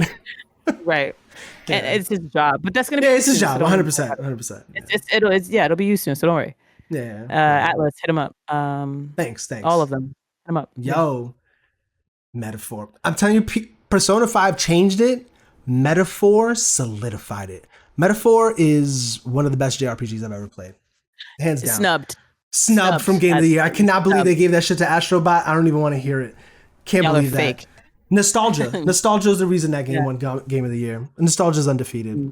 Love PlayStation. I Any guess. other thoughts on Grand Theft Auto? No, I think That's it. Cool. yeah, you know. This next interesting conversation I want to have, which is PlayStation, these rumors of PlayStation having a cross-buy feature in the works. So somebody came across a symbol. I'm gonna read this tweet. It's from a guy named Amethyst. He tweets, "New symbols will be added soon, but here are some nice features from PlayStation. Yes, some are old, some are unseen. And in the photo, it shows a little button that says cross-buy. And next to it is also a button that says PS5/PC. And a lot of people are speculating. This, cool, the image came out and people were like, oh man, is this real? What does this mean? Like, are they really like gonna do cross-buy functionality with PC? Because that's awesome.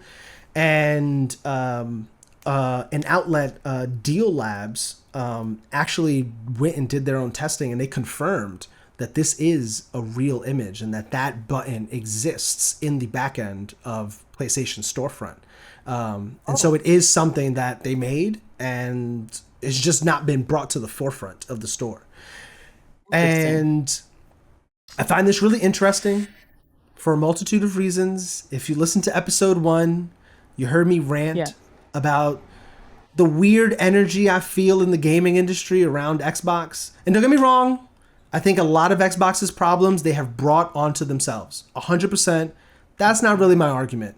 But I think Xbox has done a lot of things this generation that are consumer friendly and just trying to garner consumer trust and consumer sentiment on their side, right? Like games take a long time to make. And so like while they're in the process of making good games, they are a services company, right? And so like they've always been good at pushing the industry forward in services. They made Xbox Live. Like they are the reason we have party chat on PlayStation and so on. I still don't know why I can't message friends on Nintendo, but whatever. It's an app. Oh, it's an app. That's right. Fuck I figured them. that out I recently. can't stand them, man. I'm not gonna lie to you. Yeah. But cool, you know, like they've done some stuff like trying Game Pass, cloud gaming, and more recently Xbox Play Anywhere. And I was talking about like how I just feel like it's a little weird. Like, cool, like I get like maybe you don't want to buy an Xbox. That's fine. But why don't you want PlayStation to give you cloud gaming? Why don't you want PlayStation to give you cross-buy functionality where like you buy a game once and you own it on multiple platforms, or you could play it on multiple platforms? Like, why wouldn't anyone want that? And a lot of hoopla was made about Xbox around that stuff. Like, oh, why would any publishers want to do this? And how are they making money? And I just feel like people asking all the wrong questions, because it's just like, why the fuck do you care about that? Like, care about yourself, bro. Like, what do you want? And I found it very interesting that these rumors surfaced a week after I made that episode, and everybody was like, oh man, PlayStation might, if I buy it on PlayStation, I can also play it on PC. Wow, that's so cool. Nobody was worried about what publishers would or wouldn't do that. Nobody was worried about whether or not it would make money or... And I think in the first episode, you were correct in how you read those fans of Xbox versus PlayStation fans. I think that we definitely, as a PlayStation fan, like if I can play, if I don't have to buy Persona on every goddamn platform, I don't want to. I think, and I'm not questioning, Atlas is making money. They already are making money. I don't care about how much money they make. I care about how much money I'm losing. But I think that's just the difference between the fans. You honestly, that was one of, I forgot. I think I was cleaning my room and I was like, oh, let me turn this up because he's speaking. he's speaking back right now. I was like, ooh. I said, let him know.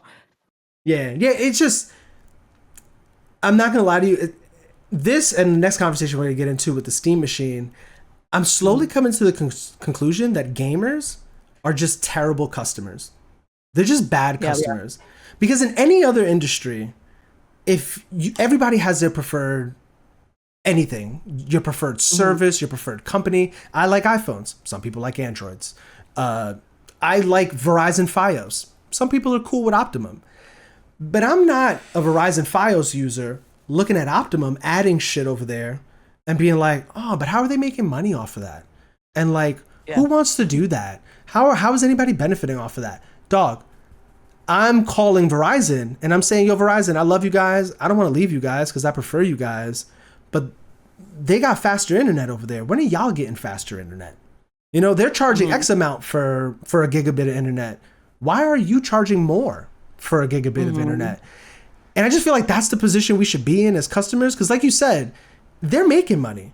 My concern is how much value am I getting out of the dollar I'm spending, right? And so when it comes to something like an Xbox Play Anywhere, a seemingly cross-buy functionality with PlayStation, I care about that because it's making my dollar go further. It means I could buy God of War, Ghost of Yote on my PS5, and I don't have to buy it again on my PC. I could just play it on my PC, having my saves potentially carry over too, which is something that currently does not happen on a lot of the games.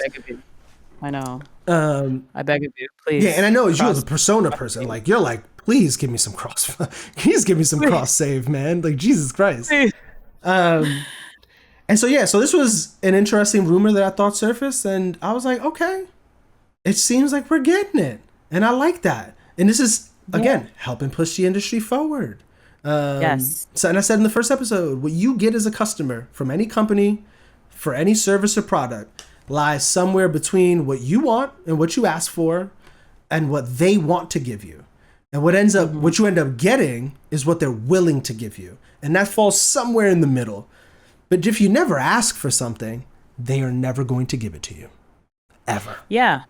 Ever. Yeah. It's just not how it works. So yeah, do you think this is something you would get benefit from, whether it's PlayStation games or third-party games that you're buying on PlayStation? Yeah, absolutely. I think because, like I said, I obviously mostly play PC, but like if I've started a game on my PlayStation, like I think, what was the game? Not Split Fiction. What's the other one? It Takes Two. It Takes Two. Like I'm not a believer in paying for Wi-Fi when I already pay for Wi-Fi. So it took me a minute to get back to It Takes Two because it's like it requires me to have this sort of like internet subscription. And when I play on PC, it's not like that. I can just play with whomever. But I do like this as an option because, again, I get to choose whether or not I want to play my PlayStation or if I want to play my PC. And I'm on my PC more than I am on my PlayStation now. But yeah, I do find it very interesting that Sony fans can speak about the things that they want and can speak about the things that they dislike and it be heard and understood. But I don't know that the first episode to me was really like an eye opener of like Xbox fans, because I do feel that way. It's like the same ways that you were saying of like they complain about the games that they get and then they don't tell them how it could be better, or like they're just not happy, even if it is like a good game. Like they're just not happy with it. And like ultimately the fate of Xbox is due to the fans. Yes, the company itself, Microsoft, does have a hand in it, but like if you're not, yes. With unfortunately, I do think Game Pass was a good idea. I just based on like the subscription services, I think even with music, a lot of the time you don't know how you're actually making that money back. And I get it from like a consumer perspective. Like if you actually care about the company, which is so interesting to me, you're like, oh wow, like I can see the impact. Like Nintendo, I do see the impact of Nintendo when they don't give their all into a game, but at the same time, like I don't really care because they don't pay my bills. I pay my bills and I'm paying their bills. So it is it's really weird. It's almost like a parasocial relationship I think Xbox fans have with Microsoft/Xbox.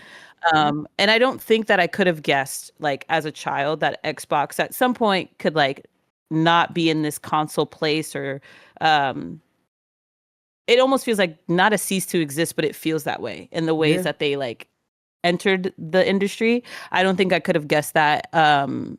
But I think this is great. I think PlayStation, even though they're not the greatest and like a lot of the things that they do, I think oftentimes they do listen to us and they do care about our money that we spent. And so they will do the best that they can. I just hope that it's not behind some weird paywall. That's all. I think they have a habit of putting things behind a paywall that is not beneficial for the consumer. And if that's the case, then like I then get to decide whether or not I want to interact with PlayStation at all as someone who owns a PC. But yeah, I think this is great. I think this is great. I don't have any qualms with it. I like the next thing though about the PS Portal because I have one. For thought on you saying that they'll paywall that, I actually do think that they're going to do that. I do think that like if you buy Ghost of Yotei and you want it on PC, gotta pay $5 more. Gotta pay $5 to $10 more, and you'll be able to. You'll also have it on PC. And I've always felt that way about PlayStation. Like I remember when Game Pass first started doing day and date first party games, and even some third party games, and it was like $15 a month. I was like, PlayStation could charge $30 a month and put their games day and date on the service, and people will buy it. People will pay for it, and they will not complain about it. Like I know a lot of people are complaining about Xbox Game Pass being $30. If it was PlayStation, nobody would care because the quality of the games are there. And so like there's a confidence that you're going to get your money's worth. And so I know that on the PlayStation side, people are going to be willing to pay a premium. And even if Xbox, which right now they do that for free, you buy the game and it's Xbox Play Anywhere, it's Xbox Play Anywhere. That's it. Point blank period. There's no extra cost. You don't have to have Xbox Live or a level of Game Pass to do it. It just works. PlayStation will not do that. PlayStation will 100% be like, yo, $5. Come on, man. It's only $5. It's only $5. You know? It's like they know that their buyer has money. It's like that. It's like they know, well, we're the elite They console, they so know that buyer has money, but I also think that they've established brand loyalty. yeah, they have Like it just is what actually. it is. Like, like they know that, and it's kind of like, well, I feel some of the arguments that people make for PlayStation, like day and date PC games, and people being like, oh, like then they're not gonna sell any PlayStations, and it's just like, no, like a lot of y'all are still gonna go and buy PlayStations. Like it just is kind of what Mhm. it is, and they know that about their customers. Yeah, they Customers are do. willing to pay a premium, and speaking of paying a premium, you want to talk about the PlayStation Portal and Cloud. That's the Because other mine is thing. collecting dust. Your Portal? You have a Yeah, it's portal? I didn't collecting even know you had a dust. portal. It was another FOMO thing. Okay, all right. I feel It that. I was feel it that. was I talked it myself was out when of I it a was few in times. yeah, I was in my heavy Genshin era there, and I was like, Oh, all right, I don't okay. want to sit. I didn't want a Steam Deck, and I was just like, I don't want to like sit on my computer and play Genshin. I want to be able to lay down and like I play feel that. Genshin, and yeah, Um. So yeah. So PlayStation Portal. Another tidbit of the conversation I had last week. PlayStation Portal gets so much better because they finally added cloud streaming to the PlayStation Mhm. Portal. I will say this is actually pretty awesome because there are more than 2,800 PS5 titles that can be streamed from the PS Portal, and that is a lot of games. That's a lot of But games. to your point, gotta have PlayStation Plus Premium. And so I will be going to GameStop very Yeah. soon and giving them both my Xbox Series S and this PlayStation Portal. Yeah. I So yeah, you do have to have PlayStation Plus Premium to access the cloud services. Um, and again, I think that's just them knowing their customers. I think they have the data. I'm sure that most of the people who have a PlayStation Portal already have PlayStation Premium.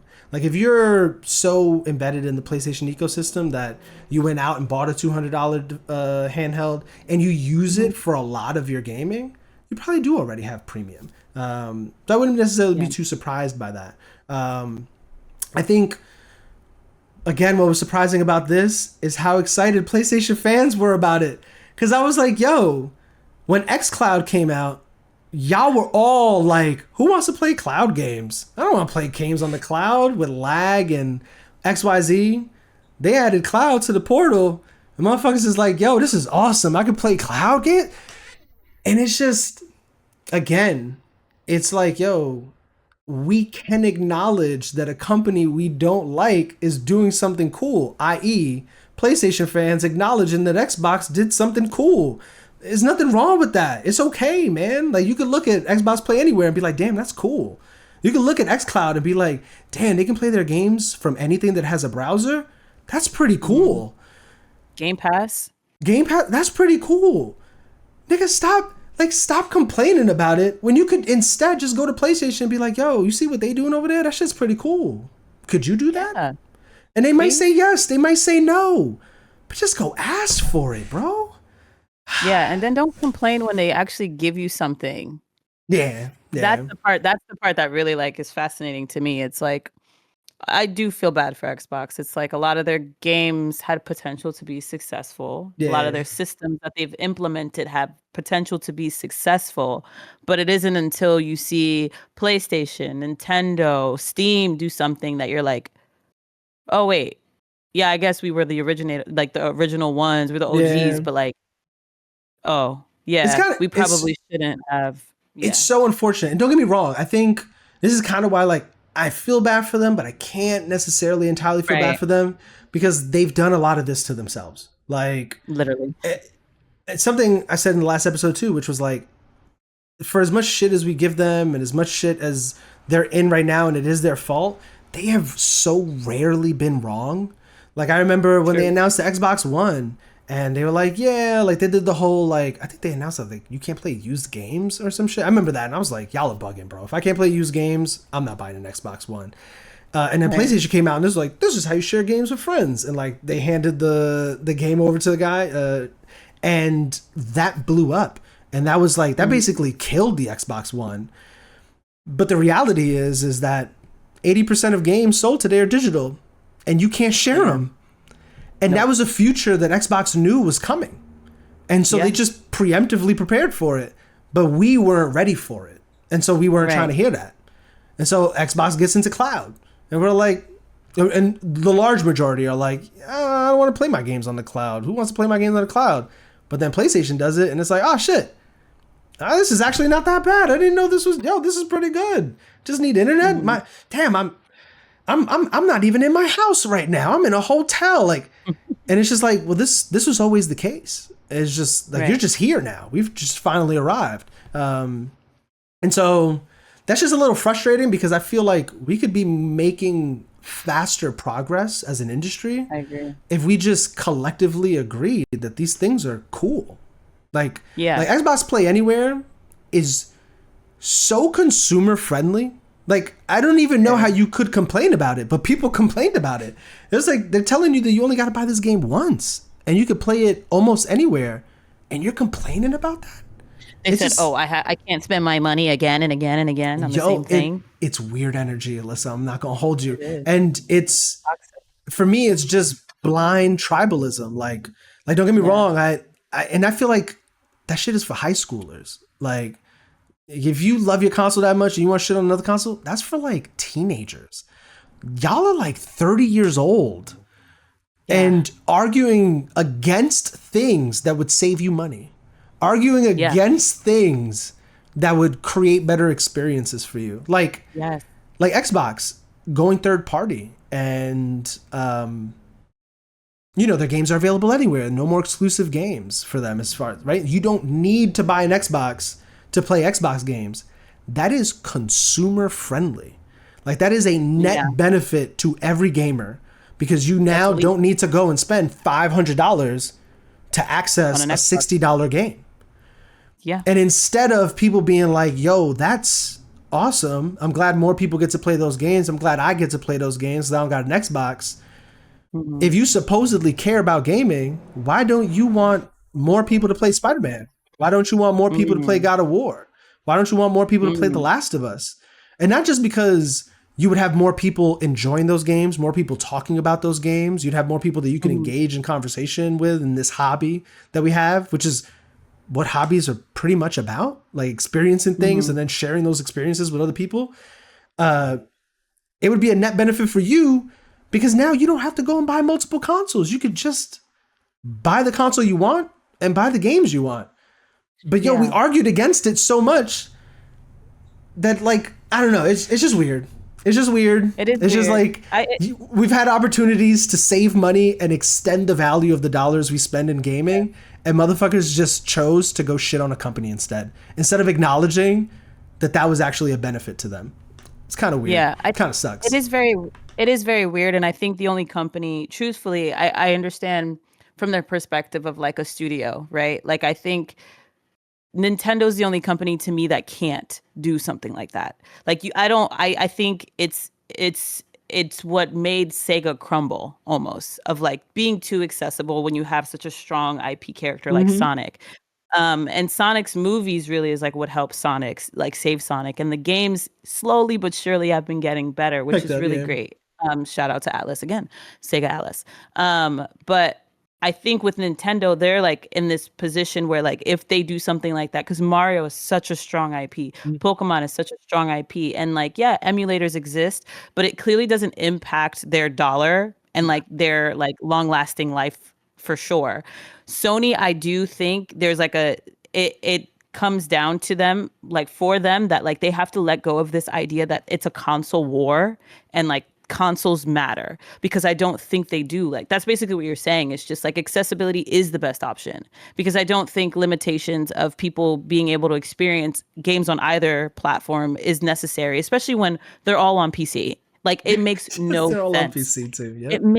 It makes no sense. It's like, let people choose what they want as a console that makes them feel comfortable. Arguably, if they have a PC, they can use whatever controller they want or lack thereof, and just allow them to enjoy themselves. I don't think PlayStation would be harmed in the process of opening up Naughty Dog to the world in the same ways that, I guess in the Nintendo, long term, like Nintendo would be hurt for Yeah, they sure. would I be. think Yeah, for because sure. it's so strong. But like Xbox, I think although it feels like a blow to the brand, a blow to the company, they are, like you're saying, they're ahead of the curve, and they're seeing this is not a longevity thing, and we are actually harming ourselves if we limit the access to these games, Yeah. if we limit people from being able to do things. I think their strategy of kind of hyper focusing on JRPGs was an interesting thing to do, because I just knew it wasn't the Xbox consumer.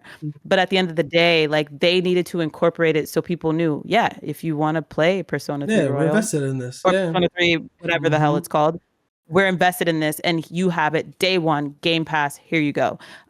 It's acknowledging a consumer that would have had to pay like $60, I guess you can say, for it on PlayStation, or play it on Nintendo for the same price, or PC for And the same even price. just I don't having know. the games on their platform, because they never Yes. had Persona. So many Never had. JRPGs missed the platform entirely Yeah. because there's not an audience there that warrants Square putting it Enix. there. Yeah. Yeah. And like, obviously still don't have Final Fantasy 7. Don't know if they ever will, but It's coming, actually. it They announced it it. is. They announced Yeah, it. it's coming Oh, to the good. Switch and Xbox. Amazing. I think it's early next year is That's when they're good. supposed to come. Yeah. Yeah. That probably And it means the next seems like installment. it's yeah, and so it seems like what based on kind of what Square Enix has been saying, it seems like the third one they want it to come out on everything, like That is PC, amazing. PlayStation, Xbox, and Switch 2 all drop at the same time. It kind of seems like they're trying to build up into it, like, yo, let's give Xbox and Switch remake, which is the first one. And then Yeah. I'm sure somewhere down the line after that one launches, they'll announce Rebirth for for Xbox and Switch. And then after those are there, and it's like, all right, cool, everybody's caught up. The third installment on. is on everything. Yeah, Yeah. that's They'll my probably guess. run out of their exclusivity thing, like their Yeah, deal with yeah, the deal with PlayStation. PlayStation. Yeah, mm-hmm. So it's a beautiful thing, because like, I don't, like you said, there are people who never got to play Kingdom Hearts because they didn't have a PlayStation, and then they got to play it on Xbox. And it's Yeah, like, I think we need to stop getting into this mindset of like, I'm dedicated to the brand, I'm dedicated to this thing, and just like acknowledge that you're a gamer and you're dedicated to video you're games. dedicated to the game. You're dedicated to the video games. And who Like, you should support are the smaller studios, or the studios. If you like yeah, Ubisoft, that's a choice. If you like, Rockstar, that's a choice. yeah, it is a choice, honestly. They, Yeah, I yeah, know. They ain't what they I used to know. be. I know. I know. No, I mean, they had great people. Expedition 33 exists, but I think those are like, we need to start focusing on like the studios rather than the people who are like essentially publishing the games for them. Yeah, Like, that's exactly what they are. They're just publishers. They shouldn't hold so much over your head as a consumer. yeah, Like, I support Atlas. I am a fan of Atlas. I am a fan of PlayStation, but like, I'm yeah, not a for fan sure. of them for Atlas. I'm not a fan of Xbox for Atlas. It's like, I know the studios that I support. I know the games the franchises I support. And those are the people, or those are the companies that like Yeah, I guess you should be concerned about, but not in the way where it's affecting their money or your money, like, be more concerned about your money than rather their money. But yeah, 100%. That's kind of my I think problem. I think it's really good. Like, I think this is a positive thing, and it opens up gaming for everyone. Yeah, No more limitations. I can play Halo if I felt like it anywhere. That's yeah, beautiful. That's yeah. a beautiful thing.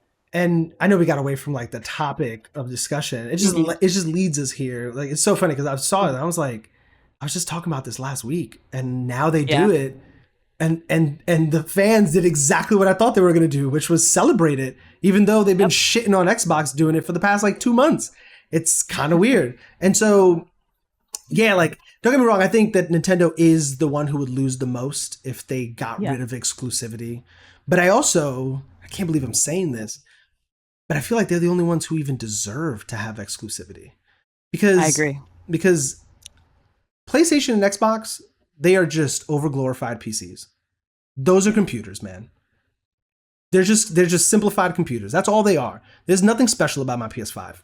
It's just the fact. But there is Right. something special about my Nintendo Switch. There are Yes. unique experiences that I can have on my Nintendo Switch that I cannot have anywhere else because of how Right. it's built. Like, I think of just playing a game like Mario Party and having the Joy Cons. You can't really do that anywhere else. And the way those No. mini games are set up and so on and so forth. The Nintendo Labo and stuff like that. Like, Yep. not just made a console, but they really tailored experiences around the hardware. And I know that my PS5 controller is cool. Those triggers are really awesome. I have played 2 games that have made me feel like those triggers were a great idea. And it is Astrobot and Returnal. And that's it. Right. Every other game I have played It has doesn't really do anything. has either not used them at all, or it has just been some shitty utilization of it, for like just using it for the sake of using it. Like and that's just ass. So basically, you're not offering any unique experiences here. Like there's no experience I can have here that I can't have on PC. But that is true for Nintendo. There are experiences I can have here on this hardware that I cannot have on another piece of hardware because it just doesn't function that way. And I think that that's the reason Nintendo has earned the ability to have exclusive games, even though most of their games aren't like that. Like Pokemon could just be on everything. Mario could just be on everything. But there are some experiences that just can't be on everything because of how they've made their hardware and how they've tailored the games to suit that. And I respect that.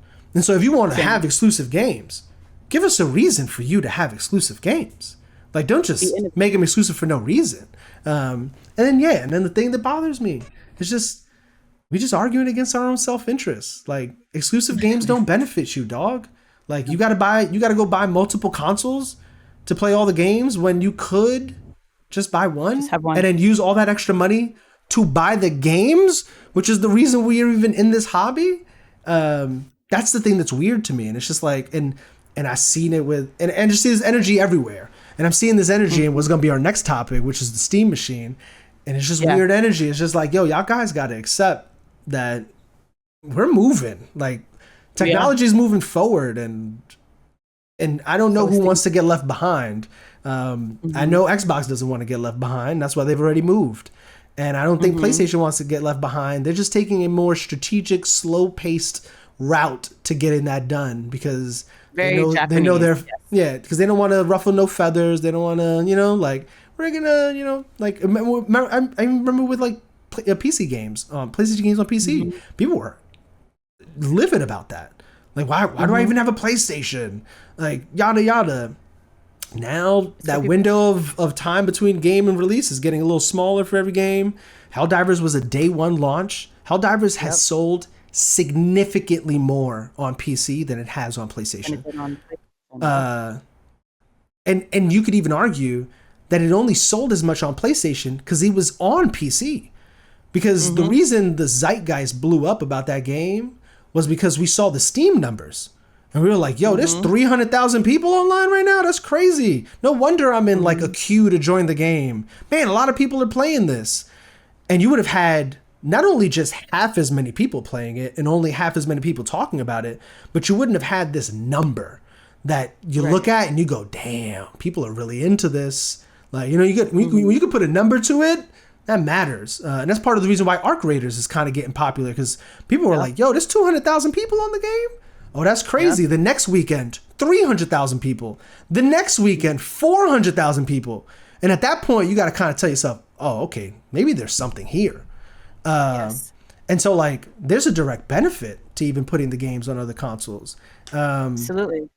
And then also, not just that, but if the platforms can't compete on software, they have to compete on hardware. Which means that not only would you be able to buy any game you want on any platform you want, the platforms themselves are going to be better because they have to be so they can get you to buy them. Come on, guys, please, for the love that is all is good.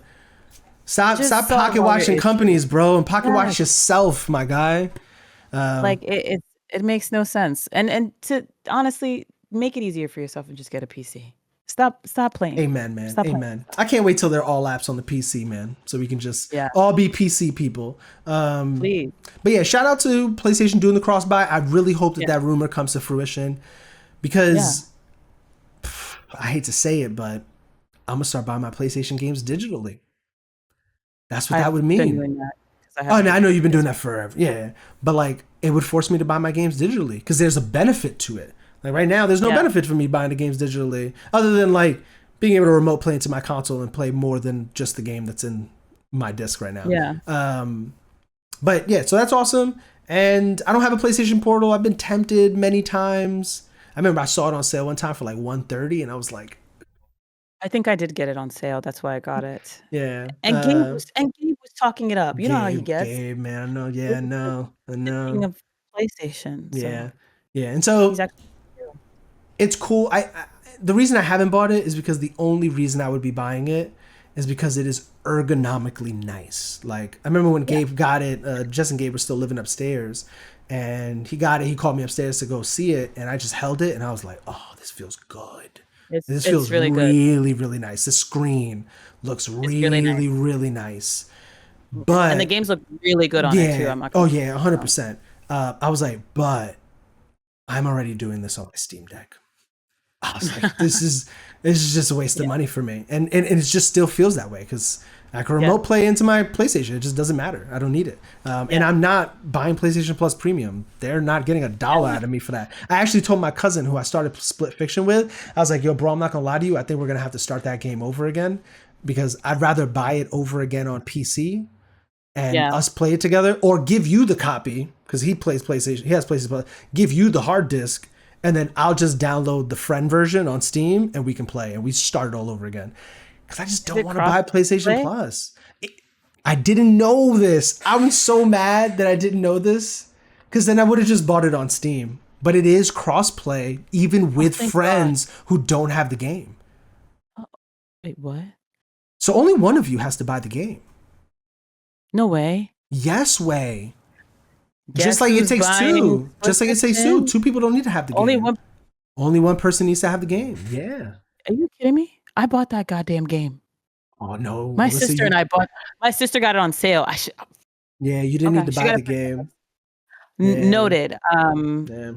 I might be playing Split Fiction soon with my sister. We just Yeah. finished. We just did Little Nightmares 3. Okay. So Yeah, only one yeah, of you needs to have the game. Double check the crossplay, but I'm pretty sure because I looked into it. I was like, can I just buy this for Steam and we can do that? I just want to play it on PC. And yeah, Wow, I'll tell her, and we'll that maybe not now because holidays are coming up, and I won't.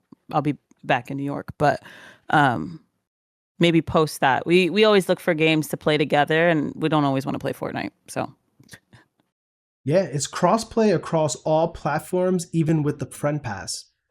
You don't even need to own the game. Even the friend pass will let you play with somebody who's on a different console. Crazy. that is beautiful. That's What a revolutionary. I'm lovely not gonna lie to shout you. out to who is that? To like who makes? Is it Is it two Hazellight Studios? I think it's called or it takes Hazellight two? Like Studios. Hey, yeah, shout out to you. You need yeah. more, and They people need to have give you guys your flowers that's more often. it's the super expressive owner who like is always Yeah. cursing at the Game Awards. I love him. He's awesome. Ah, Awesome. This game he made this game inspired off by his two daughters actually, that's which beautiful. is cool. Yeah. So yeah, Hazellight Studios. Shout out to them because they're Yeah. pushing the industry forward in that regard as when Absolutely, it comes to crossplay absolutely. games. Like, dude, insanity. Like, people can't afford games right now. People can barely afford No, food. you can split fiction, and I think it's I think it was only like a $50 game. Am I bugging? Do I have that wrong? I wonder if I have that wrong. And No, I at do my not have that job, wrong. at my job, I tend to get like the reason why I be paying like nothing for games is because of my job. Yeah. Like, I get like some perks sometimes where I Yep. don't have to pay full price or I don't have to pay Yeah, at it's a all. $50 game, which means you and another person could go halvesies, and y'all would each spend $25, and you can play on whatever console I you will want. be, I will be texting my sister after this because she did want to play Yep. Split Fiction. It's $40 on Steam too. It's actually on sale. So we'll Um, both be going in on $20. yeah. So yeah. So shout out to the cross buy rumors. I'm hoping we see that come to fruition. I think that also I didn't mention this. I also think that means PlayStation is probably gonna make a launcher for PC Mm. and maybe take their games off of Steam. I don't know. They Or do have a maybe thing don't take it off of controller. Steam, but the cross buy only works if you're using their launcher. I wonder. I wouldn't mind that, I honestly, wouldn't mind it either. personally. No, not at all. I like it. I would like it. Yeah. So so yeah, cool. Shout out to PlayStation for copying Being who they Xbox. are. I appreciate you. Um, continue doing it, man. Like, just copy good ideas, man. And as a customer, advocate for good ideas, please and thank you. Yeah. Um, the next topic: Steam. Damn. Valve is making another Steam machine. I don't know if you got a chance to see this, but they announced like 2 weeks ago that they're making three new products. Uh, a new Steam machine, which is their second one, a new Valve VR device, Mhm. and a new Steam controller. Which the Steam Ooh, controller pretty much just looks like the Steam Deck if you just removed the screen from the the center screen. and just glued it together. I think they really wanted to keep the mouse pad functionality. Don't get me wrong, I actually Awesome. really like that about my Steam Deck. It's actually a super I like it underrated too. feature. Um, but they're making another Steam machine. I want to focus on the Steam Hmm. machine. I don't really want to focus too much on the controller or the VR device because the Hmm. controller's a controller. It's cool. The VR VR, VR. device, there's still so much left to see what it's gonna actually be and function Hmm. like. But a lot of good conversation coming out of the Steam machine. Steam machine, it honestly looks like somebody cut an Xbox Series X in half. But it is Valve's approach to apparently finding a way into the living room, which is big for any company. If you find yourself in the Yeah. living room, that's money. Like, you want to be in the living Yeah. room. That's where families hang out. That's where families spend time. And so if you can get a box of anything into the living room, that's a big deal. And Hmm. so cool. They're making what looks like a console like experience. Um, they're saying that it's gonna be able to hit 4K 60 frames per second using Wow. AMD FSR, which is like their upscaling technology. Um, Hmm. and yeah, it looks awesome. As somebody who has a Steam Deck, it is basically a console box version of my Steam Deck. Uh, Hmm. it it's it it is a PC that is offering a console like experience.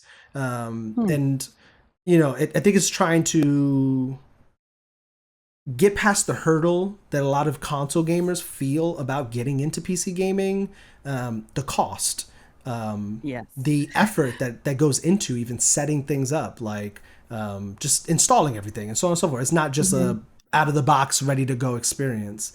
Updates like updating your drivers and updating software and things of that nature, and how convoluted that could be. And it not necessarily being an experience that you can easily take into your bedroom or into your living room. But I think Hmm. Steam has probably learned a lot of lessons from the Steam Deck. And from my understanding, I didn't pay a lot of attention to the first Steam machine because it just didn't seem like it was something that would interest me, and it didn't do well at all, flopped. But I also Hmm. think from it had a lot to do with the operating system and just how it just wasn't all that good at the time. But Steam OS now is incredible. It's so good. Yeah. It's so intuitive. It works with a controller seamlessly, and so I'm imagining that you go out and buy a Steam machine, you plug it into your TV, you turn it on, and it is ready to go, like a PlayStation Hmm. or an Xbox or a Nintendo Switch would be. Um, and yeah, I don't know. It seems like we're getting some PC like console experiences, and this is interesting. And I Yeah. will say that a lot of the conversation, the question marks around it are still price. We don't know the Yes. price, Okay. and that's a huge factor because just it is its price, and then performance because Hmm. to say 4K 60 really, On a a lot of TV people are is a looking lot. a lot of people are looking at the specs and saying that sounds like a lot, even if you are using upscaling technology. Like, really, are you really promoting 4K 60? Hmm. And so there's still questions about what that's going to look like. Like, getting a day Hmm. one and really seeing what that performance is like. They say it's 6 times more powerful than a Steam Deck. Not really sure what that Wow. means, to be honest. I don't Hmm. know how to quantify that. But then another talking point is that a lot of people are saying this isn't a console. It's a PC. It's a computer. Yeah. And I'm not gonna lie to you, I completely disagree. I Hmm. wholeheartedly disagree. But I want to hear your thoughts on how you feel, especially now as somebody who's gotten into PC gaming. You said on Yeah. this episode, you're like, "Yo, Steam they getting me. I'm a little bit Yeah. more into Steam." How do you feel about Steam potentially entering the living room and giving not just you, me, but everybody an easier way to access their storefront from the comfort of their couch or their bed or wherever. I feel betrayed. I built my PC and it was the worst experience of my life. But I will say what I do like about my PC is that it is a like it's not custom, but like essentially like there's this I do agree with what you're saying. Like there's this aspect of like building your PC that makes it really special because it is based off of like what you want inside of Yep. it. My case is a Persona 3 Reload case, which is really Okay. cool Oh, too. you guys sent me a picture. So it's like yeah, it's a collaboration that they do. I think it's Height is the name of the company that they do quite often. They have a metaphor one that they made and as well. And yeah, and I can make it I think it's just like it is a little bit of like a personal experience, although very expensive. I think at the end of the day the payoff is really well. Not even really well. It's like the most if I would have done this sooner, I don't think I would have gotten into like I don't think I would have gotten a PS5. I don't think I didn't pay for my Xbox, but I would have gotten an Xbox. I would have always had a Switch for sure. But it's just like when you add it all together and you see the longevity of it and the fact that you have access to all these games, I think it's wonderful. I also think for people who don't have the money or the space for a PC because PCs can be really my PC is chunky, like it's huge. It's bigger than your average like PC, I would say. I think it's really beneficial, especially when people aren't really committed to PC. And I would agree. I would say this is a console because of like how the setup is. I just think personally, aesthetically, it's so pleasing. Like it's so small. And I think as gamers too, like having a huge console in your home, you have to make it go with whatever is going on in your house. Yep. Your whole system of like your TV, wires, every gamer hates wires. I know every gamer who hates wires because I hate wires. I have to hide them. It's aesthetically pleasing. It seems like that you can like adjust the front of it to be whatever you want. Like as well. I was looking at it on their website. I am intrigued by the price. I don't necessarily believe the 4K or like the whole spec situation. I don't also believe that just because we saw what happened with the Switch. And I also just think like we all play console games and a lot of us play console games on casual gamers play it on a screen versus like us. We may sit down and watch it, play it on our TVs, but we're at like a desk or at our PC playing oftentimes. Yep. So it's like I can see the difference for sure. But I love this because of the accessibility to everyone else. Like truthfully, it's time and time again. My sister wants to play a game and it's only on PC. Like this is perfect for her because she can finally play Peak. Like truthfully. I was just about to say, isn't finally- Peak just PC? Yeah. Yep. it's going to. I think it's going to console. I think it's Okay. going to PlayStation. But you don't have to wait. You can just play. I think this is awesome. I don't necessarily believe all the specs. We'll have to wait and see. Yeah. A little concerned with the price. I don't see a world in which this is if it's equal to a PC, you might as well just get a PC. Like Yeah. I'm Yeah. gonna say, you might as well just build your own PC. I'm sure you can get them pre-built too, or you could just go to Best Buy, which I did. Like Best Buy will do it for you. But this is awesome. Like I don't have anything bad to say about it, like at all. Like this is incredible and like pushing the gaming industry forward, pushing Steam forward because Steam has the best sales in the world. They really do. The They best really sales do. in the world. Mm-hmm. It's actually kind of crazy because like you hear people talk about them before you actually like you're entrenched in Steam, and then once you get on Steam, you're just like, no wonder people have 200 games. I'd have 200 games too if they were $5 and $3. I bought a game just the other day. I was at work and I saw Rise. It's like this Roman Rise of Rome. I forget what it's exactly called. But it's a game that came out on like Xbox a long time ago, and it's a game that like always comes up, and people are like, "Yo, this game still looks better than games that are coming out today." Like it, I've never seen anybody say anything bad about this game ever. I got the game for $3 yesterday. $3.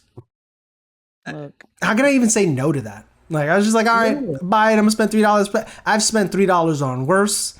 One day I'll start this game up and see what all the hoopla is about. Right. But yeah, Steam is awesome.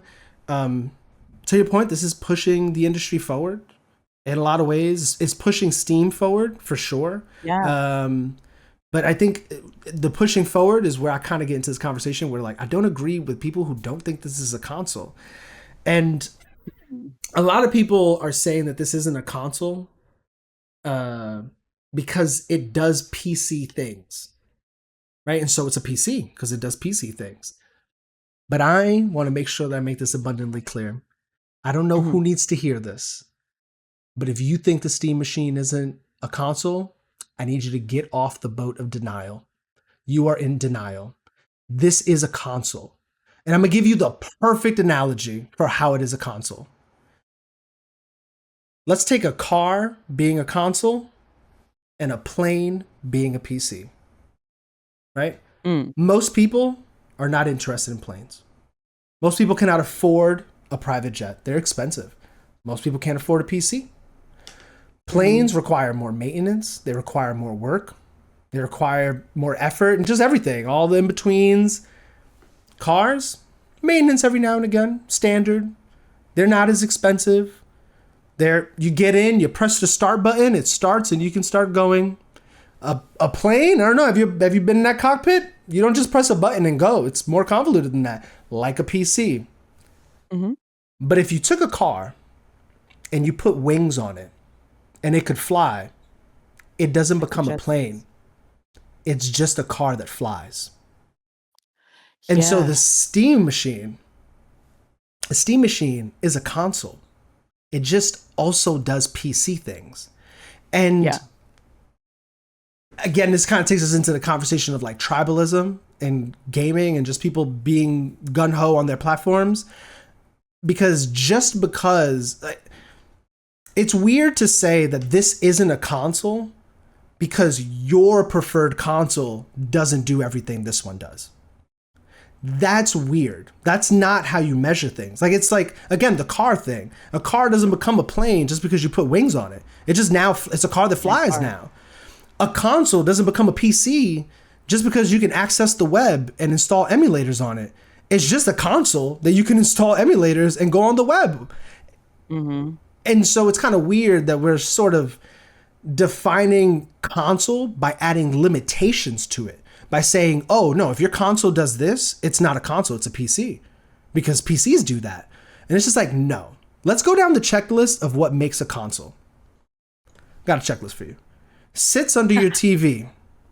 That's a Steam Machine. Boots into a game-focused UI. That's Steam OS. You turn on a Steam Machine, it's going to boot up into Steam OS. Same way your PlayStation boots up into PlayStation OS, whatever the hell they call it. Ships with a controller. Steam Machine gonna ship with a controller, but it doesn't even need to because you can buy any controller you want and use it. And so I hope they actually sell one that doesn't bring a controller because I already have a controller. I don't need That'd be really cool. I don't need you to sell me a controller. I got one. I'm good. Runs games without tweaking. Perfect. Period. Has a storefront. Steam. Period. Literally. Has standardized hardware. That is what they're doing with this. This is standard hardware. They are creating a box that developers can be like, bet, that's the box we got to develop for. Awesome. That's what we're going to do. And then has an identity of a gaming box. That is what it does. It plays games. It takes a lot of the headache that people don't want to experience with PCs, the cost, the setup, the I just want to sit in front of my couch and just play. It does that. That is a console. In addition to that, it has a desktop side, and you could do a whole bunch of other stuff. But that doesn't automatically now not make it a console. No, it just means that your console doesn't do the same. And I think that that's where that conversation is stemming from. And it's interesting because I was talking to Stephanie about this earlier because I try to get my like psychology theories from her. And I just feel like this is kind of coming from a place of protecting what you have. Like if I had a PS5 right now and I saw a console come into the market that does everything my console does and has a desktop side that lets me mod my games, lets me install emulators, lets me do X, Y, and Z, I would most certainly feel a way about that.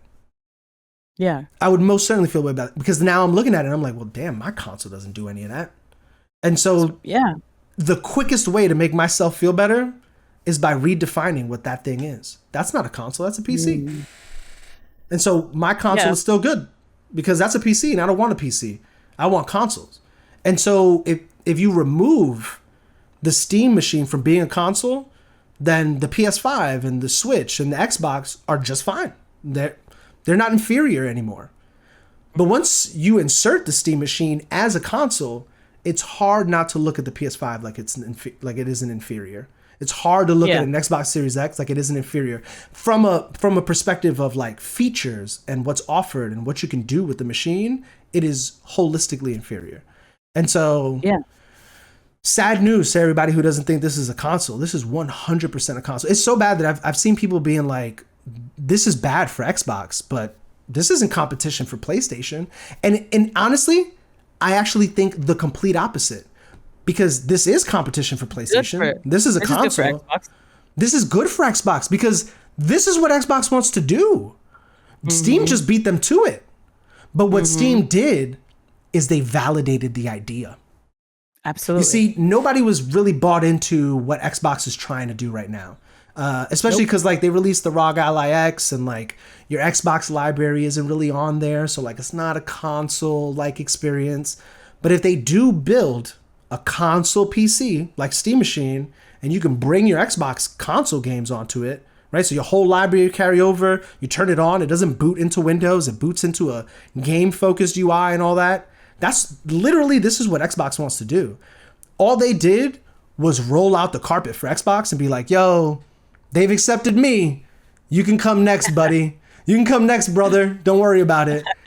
But for PlayStation, this is 100% competition for PlayStation. I don't even know how you can look at it like it's not. They're trying to put a console in your living room and they sell games. That is competition. Like that is literally the measurement of that. Like And so I don't know. I think it's so interesting. I really, really do. And again, another example of people downplaying something instead of looking at it and looking at their favorite platform and being like, yo, when are you going to do better?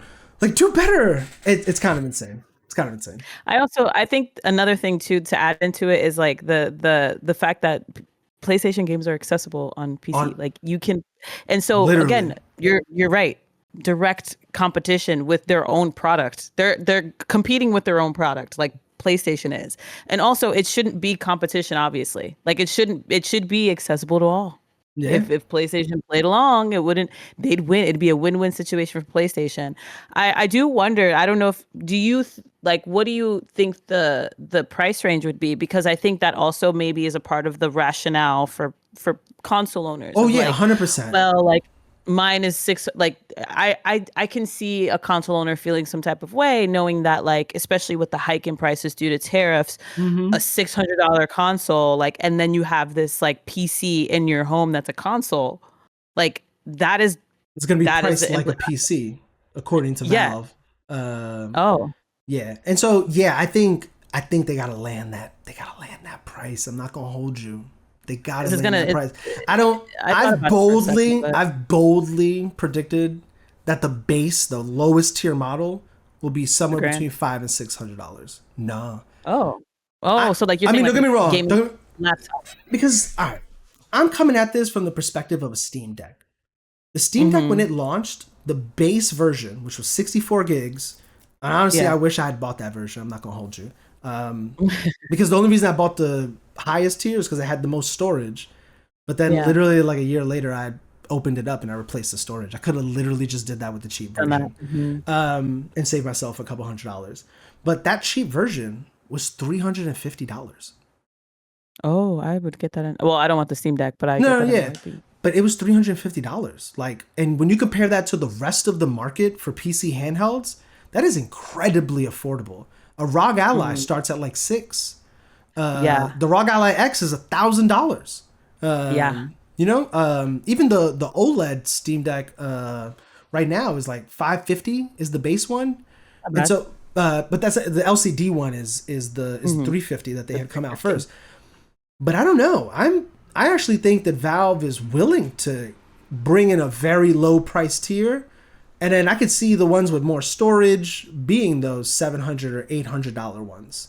But this is why like a lot of people are predicting somewhere around $700 or $800 based on the hardware that's in it, and just kind of Valve being like, yeah, it's gonna be priced like a PC, which is like, all right, cool. If it's priced like a PC and this is the hardware, somewhere around $800. Yeah, I'm gonna be almost a honest with grand. you, Yeah. that's not that bad. A PlayStation 5 is $500. You have to buy PlayStation Plus. That is $60, $70 a year. God. A year. year. After 4 years, you've already reached the cost of the Steam machine. And Steam That's machine, disgusting. you don't pay for your Wi-Fi because you already pay for your Wi-Fi. And that doesn't even include the games, you guys. Like, And that doesn't even include the games and the money you're saving in comparison on sales and so on and so forth. And the ability to buy your Steam games from anywhere, because you can buy them from different websites. You can buy them from Steam. Yeah. You can buy games on different stores if you wanted, like Epic or whatever. Yes, you can. Yeah. Yeah. So I don't know. Like I see the price argument, but it's also like you're also saving a ton of money on the back end that I'm not really sure that the front end investment, if it is like $800, is all that bad. I really don't. No, especially if you're getting into a PC ecosystem and all the things you can do.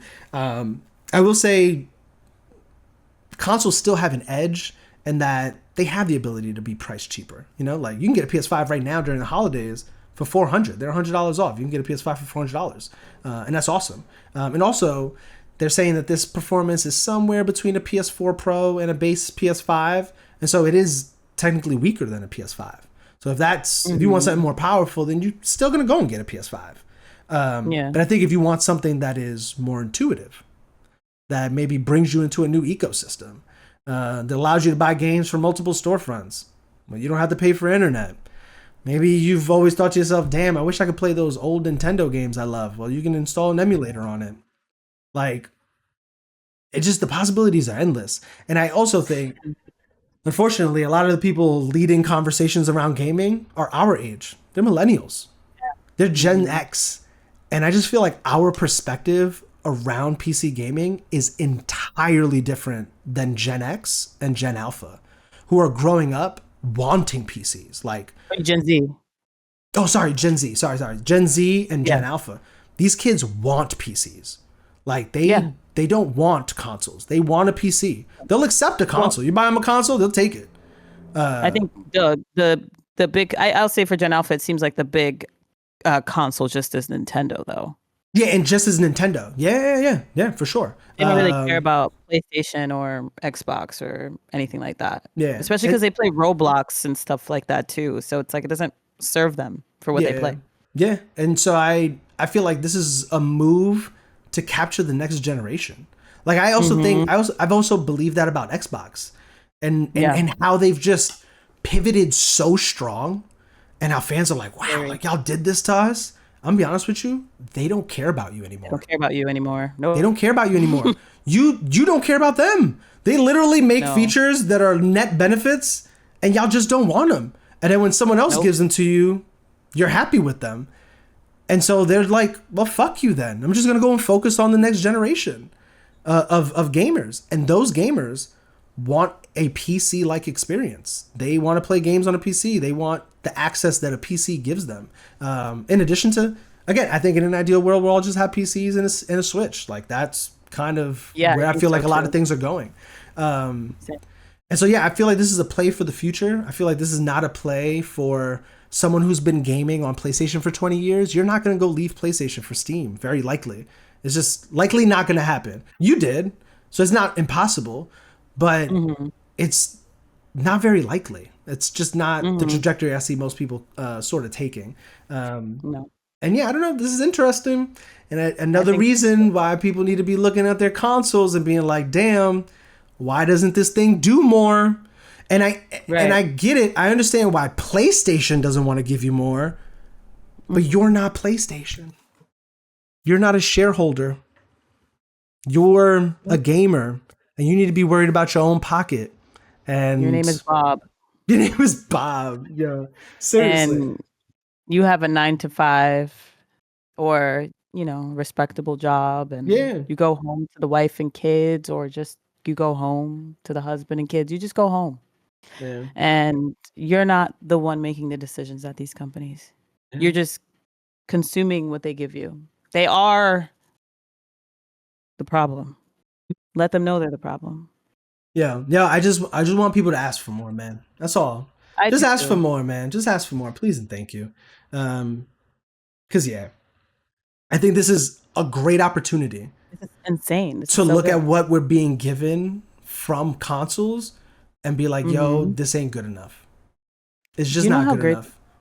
this is so great. Now Jess doesn't have an excuse. Like that part to me is Oh, for exciting. PC gaming? She has no excuse. None. Her and Gabe. Her and Gabe, no excuse. No, Gabe is different. He is dedicated to PlayStation. I Oh, don't he think is. anything can sway him away. But Jess, we can convert finally. Oh, she's Xbox. She's come on. The grand exodus is happening. Come on. Just come here. She's been ever since her experience with Baldur's Gate on Xbox. I said, "Yeah, girl, because why are you playing on that? You got a PlayStation in the house. Come I'm on, not I'm not do gonna something hold good." yeah, I'm not gonna hold y'all. When I started playing with y'all, I was like, y'all play this shit on a controller? Because I'm playing on keyboard and mouse, and it is just Yeah, so different, the experience. it is. It really, really is. But yeah, we need to get you off that, Jess. Come on. All your Come games on, are on Jess. Come PC on over anyways. here. Come on. Come on. It's We all can finally right. pay peak. Come on, come on. Yo, only after we finish Baldur's Gate. Right, we need to finish that game. God damn it! Seriously. So yeah, I don't know. I'm looking forward to the Steam Excited. Machine. I'm actually very excited for this. I don't know if I'll get I'm one excited. because it's weird that like my Steam Deck also kind of does this. I really don't even need this to be Yeah, honest. same. I have a PC. It I is don't. more I it think. Yeah, it forced me to go to my living room. well well here's the thing and I'll explain to you.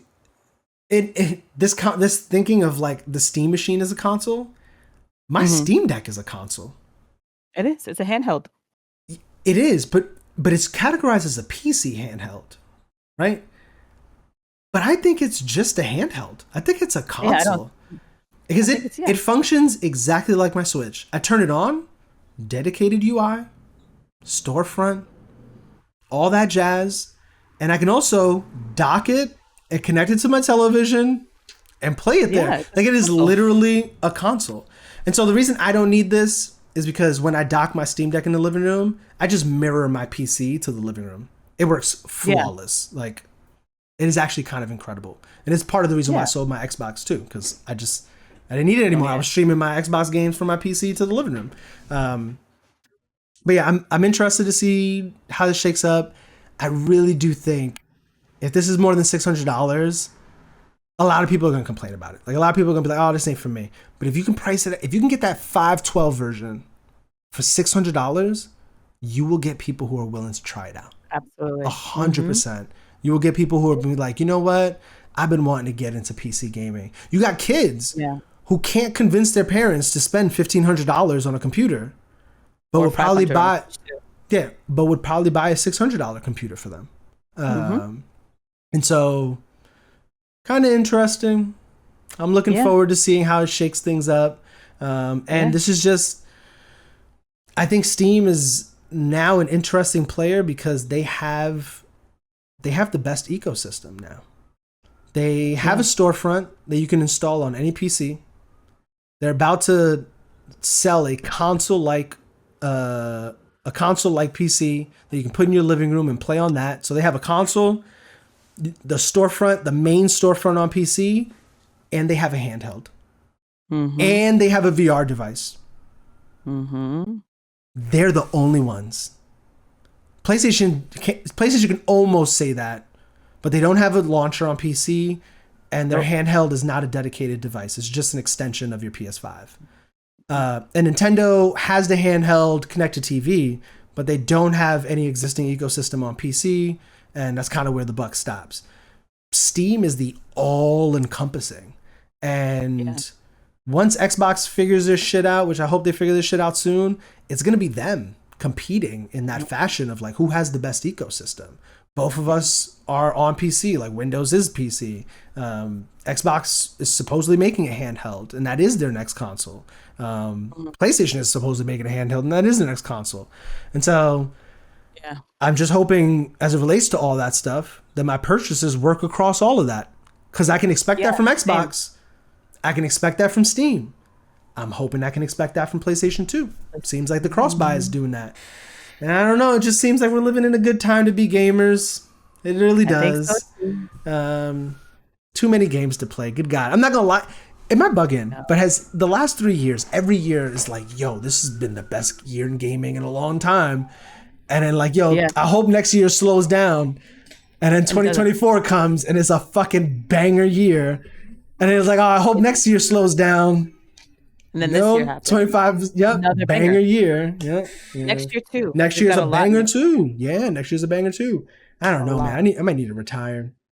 From Might need to gaming? rob. No, I might need to rob a bank and retire. Oh, I was just gonna say, like, whoa, like we never No, stop gaming. no, You kidding me? no, No, no, it's just our crazy. life. Yeah, What are you gonna do? You have this wonderful podcast where you talk about games. Because what are we doing right now? We talking about games. we talking about What are you gonna do? games. Ah, such a good title. Jesus Christ. It is a really good title. Oh man. All right, cool. Is that all on the Steam machine? Yeah, just you need one. That's it. Yeah, That's all I'm gonna say. we need to get Jess on board with the Steam machine. We do. A lot of shots fired at Jess I, today. I got room on my family. I'm just saying, I got room Hey, on my family. You hey, know, you got games if I'm you on need team. them. I got games if you Hey, need them. hey, I got Peak for $4. So that's all I'm gonna say. I don't know what it's gonna cost on those consoles. Yeah, those consoles might charge you 15. Ooh, Yeah. spooky. Oof. Ugh.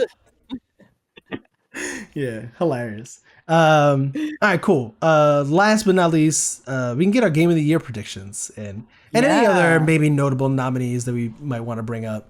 yeah, But yeah, Game Awards are coming up next month. They announced the nominees for Game of the Year. Let me look it up real quick. Game of the Year. yeah. Also, I did find out because you asked about the score of one of the games, if it was in it. Oh, Which one was it? Pokemon.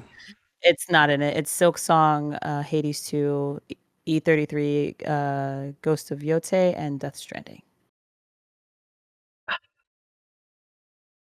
Ghost of Yote. It- Nah, Speechless. nah. I am kind of again. That Pokemon music is infectious. Like it is It's so so good. good. It is And so I'm good. And you and telling I'm me quick to send some Ghosts of Pokemon to Yote call. is better than nah, dog. Stop it. Stop it. Stop it. Stop it. They didn't I want to give Nintendo too much. can't believe that, man. Maybe not, but nah. Nah, I'm playing that right now, and nah. Maybe I haven't. You know what? Maybe I haven't gotten to the banger track, but nah. There's no way. There's no way. Um, Insane. but Game of the Year, Hmm. Expedition 33. I technically don't even need to read off the rest of the list, but Death Stranding 2. We talked about this, and I told you Death Stranding 2 was gonna be there. Listen, I told I just you. don't understand. No one's talking about it. Like it came out silence. Well, it came out and I saw some chatter, but then like 2 weeks later, it was kind of like done. Silence. Yeah, yeah, Arc Raiders, I will say I did say some hurtful things. I have seen a lot of streamers streaming it, and I just didn't hear anybody talking about it, but so yeah, many people are playing it. yeah. Yo, a lot of people are playing it. Listen, Yeah. I'm actually a little upset that it's not on the Game of the Year I think conversation. Like is it there like a totally could cutoff? have replaced What the Death heck is Kingdom Stranding. Come? To be honest with Oh, you. that's who. Kingdom Come Deliverance 2 is an RPG. Actually, I've heard a lot of good things about this one. So you think it's like worth being there? Yeah. Based off of people's conversations, I haven't played it. It made me buy the first one, but I just Hmm. haven't visited it. But I have it on Steam, thankfully.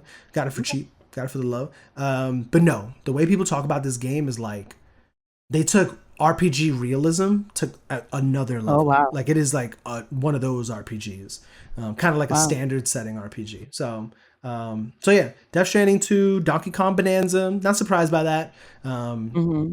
Hades 2, not surprised by that either. Hmm. And Hollow Knight Silk Song and Kingdom Hmm. Come Deliverance 2. Um, Honestly, I don't feel like any of these shouldn't be here. but I really do feel like Arc Raiders should be here. I am so disappointed that that game's not here. I'm not gonna hold you.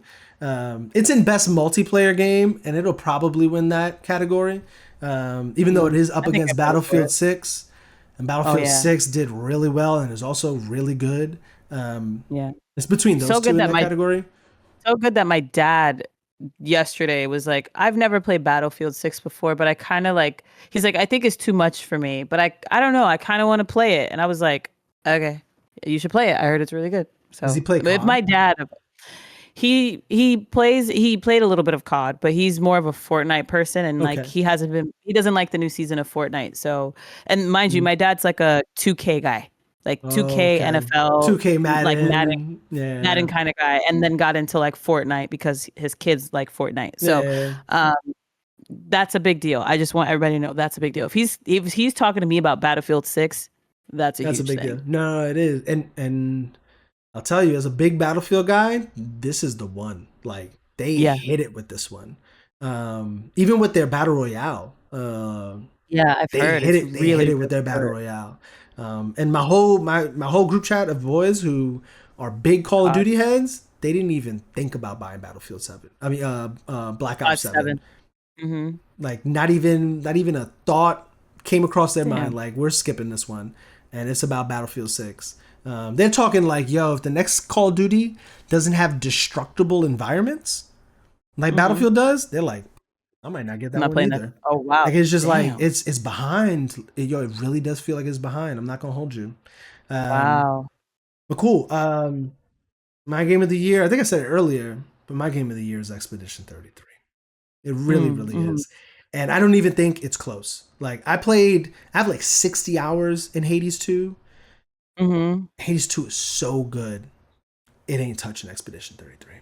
Silk Song is Yeah. so good.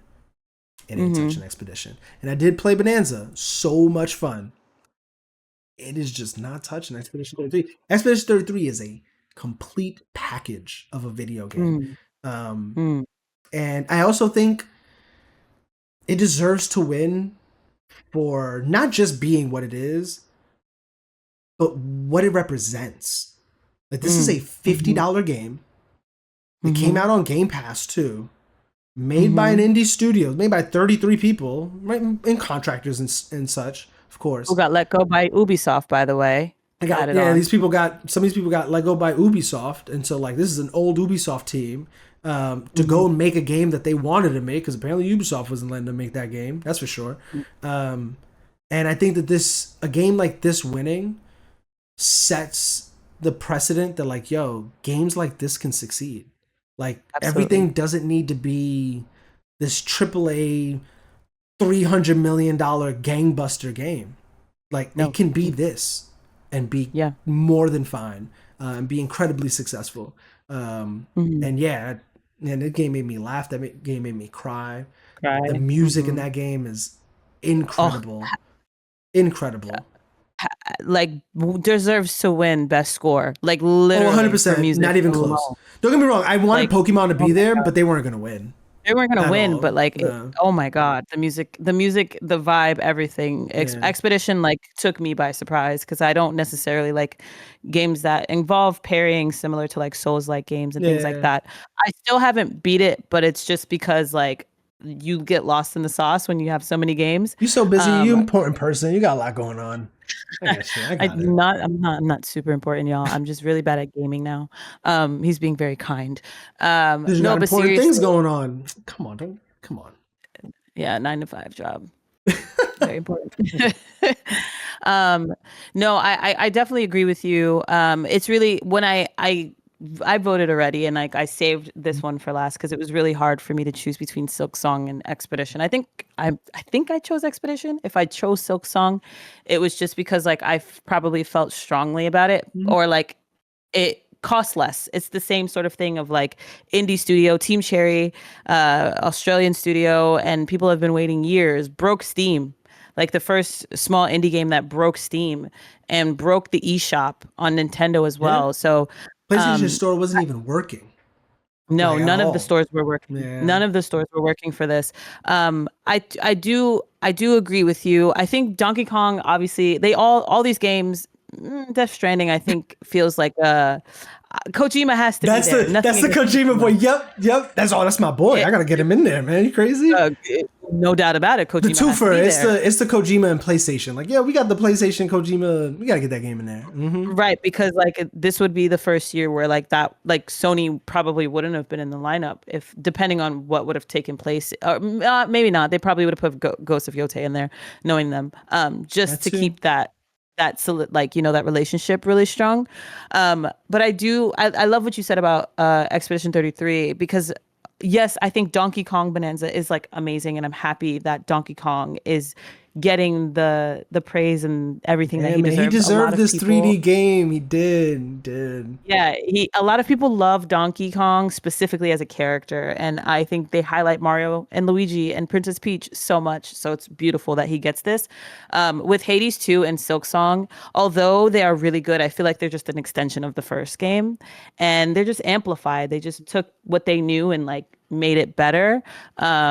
So I can see a world in which like they don't win, and that's fine because I think them just being acknowledged is great, but to know that a team that I just think if you haven't experienced Expedition 33, you need to. Yeah. Like it is just groundbreakingly beautiful. Like it's not perfect either. Like and that's what makes it even better. It has hair the hair Oh issues yeah, that the every hair issues, and Ubisoft even some game face stuff, and like that you Ubisoft see it, always and you're has. just like, I don't care, man. Keep I don't talking. care. Keep talking. It's Yeah. It's the most deserving of all of them. I think, especially because like knowing Silk Song, the team was like, "Oh yeah, the game was done. We just had so much fun making it.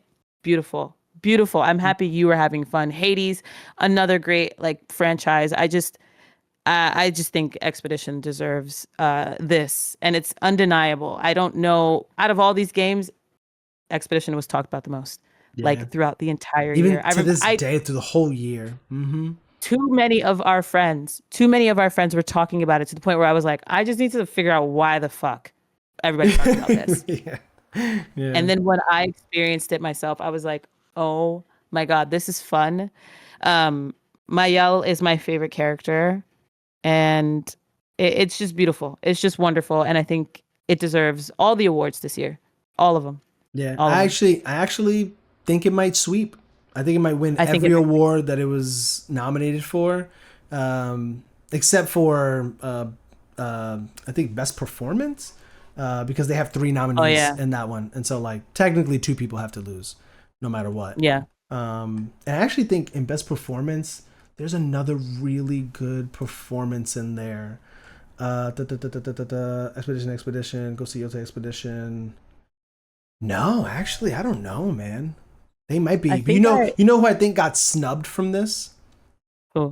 There's a game called Alters, Hmm. and it's a game where like you're stuck on a planet, and Mhm. you have to clone yourself so that you can sort of get off of this planet and like get off, like progress through the story. And so like you can, when you go to clone yourself, like you create different branches in like your timeline throughout life, and that change alters who you become, right? Like it's like Wow. kind of like a butterfly effect. Like you took Yeah. this path instead of that path, and now you're a scientist instead of a teacher. Wow. And so this guy had to do voice acting and acting for all of those different roles. Oh my God. And it's He kind of deserves to be crazy that nominated. he didn't get nominated. I'm not gonna lie. Yeah. It really is kind of crazy. And it just feels like you look at this and it's just like, all right, Ben Starr, Charlie Cox. Not to spoil anything about Expedition 33, but Charlie Cox, I'm not sure. Ben Starr kind of just feels like they put him here to like put him here, because even his performance in Expedition 33 was like all right, but like I don't know, and it just feels like that Alters guy definitely got snubbed. It's just like damn, put in a lot of effort and didn't even get nominated. That kind of sucks. Yeah. Um, Troy uh, Baker is always going to get Troy nominated. I Baker's think always gonna get nominated too. Yep, oh, 100%. Erika Um, Ishii too.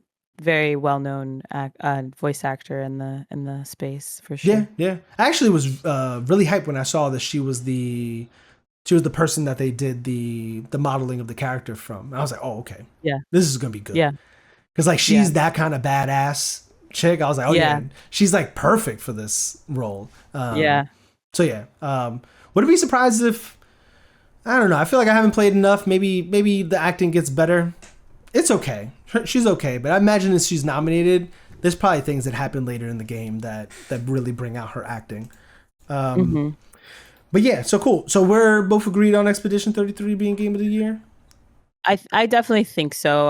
I just don't see a world in which it doesn't. It would be Yeah. shocking to me. And I think if anything, obviously Kojima would get it, but it wouldn't feel fair.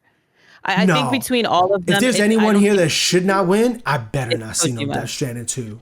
I If I better had to not. rank it, it would be E33, I think, then Silk Song, then Hades, Hmm? then that other RPG game. If not, maybe bump that up if people really love it, and then I think Death Stranding at the bottom for sure, Yeah, yeah. for sure. And Donkey Kong's somewhere in there. I think Oh for yeah, I me forgot Donkey it's Kong is in there. yeah, it's Donkey Kong should E33, be Silk Song, Hades 2, then then Donkey Donkey. Kong. As far as I know, because I haven't played Kingdom Yeah, Come I Deliverance haven't 2. played the either. And then Yeah, Kingdom Come Deliverance and then Death Stranding, which I also haven't played.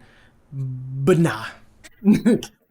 Nah. Y'all not doing this. Y'all not doing this I right just now. heard Not at it's all. FedEx 2.0 or 3.0. So Don't get me wrong. FedEx 1.0 is fun. Death Stranding 1 well, is fun. FedEx 1.0 is just FedEx. Death Stranding is just FedEx 2.0. So this is 3.0. So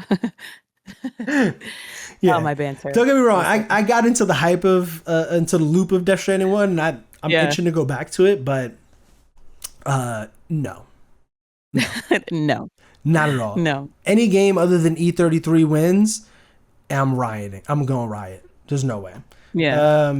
And yeah, any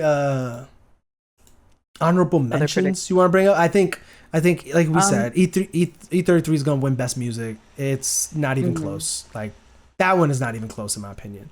Yeah. It sucks too cuz man, Silk Song was so good. Silk Silk Song Song is was so amazing. good. Yeah. And so is Hades. I But like you said, they're like evolutions of something that already existed and kind of if you want to feel like if you I think they deserve to be nominated for sure, but I think like in terms of like extensions of something, that's something you always have to keep in mind. It's like this is just an extension of what you've already experienced. Here's how we changed it. yeah. Like like with the mechanics of the game or whatever. Like the story of the game is a little it's very different. But it truthfully like both are just extensions of something everyone's already experienced, which is why you went back to it to begin with. Yeah. Would they be just as successful if you know they didn't have a part 1? Of course. But like we don't know how that would have Yeah. been. We don't We know don't how live they in would have that world. performed. Yeah. Hmm. I mean, the first one did sell really well. It just took time to The eventually get to that like number.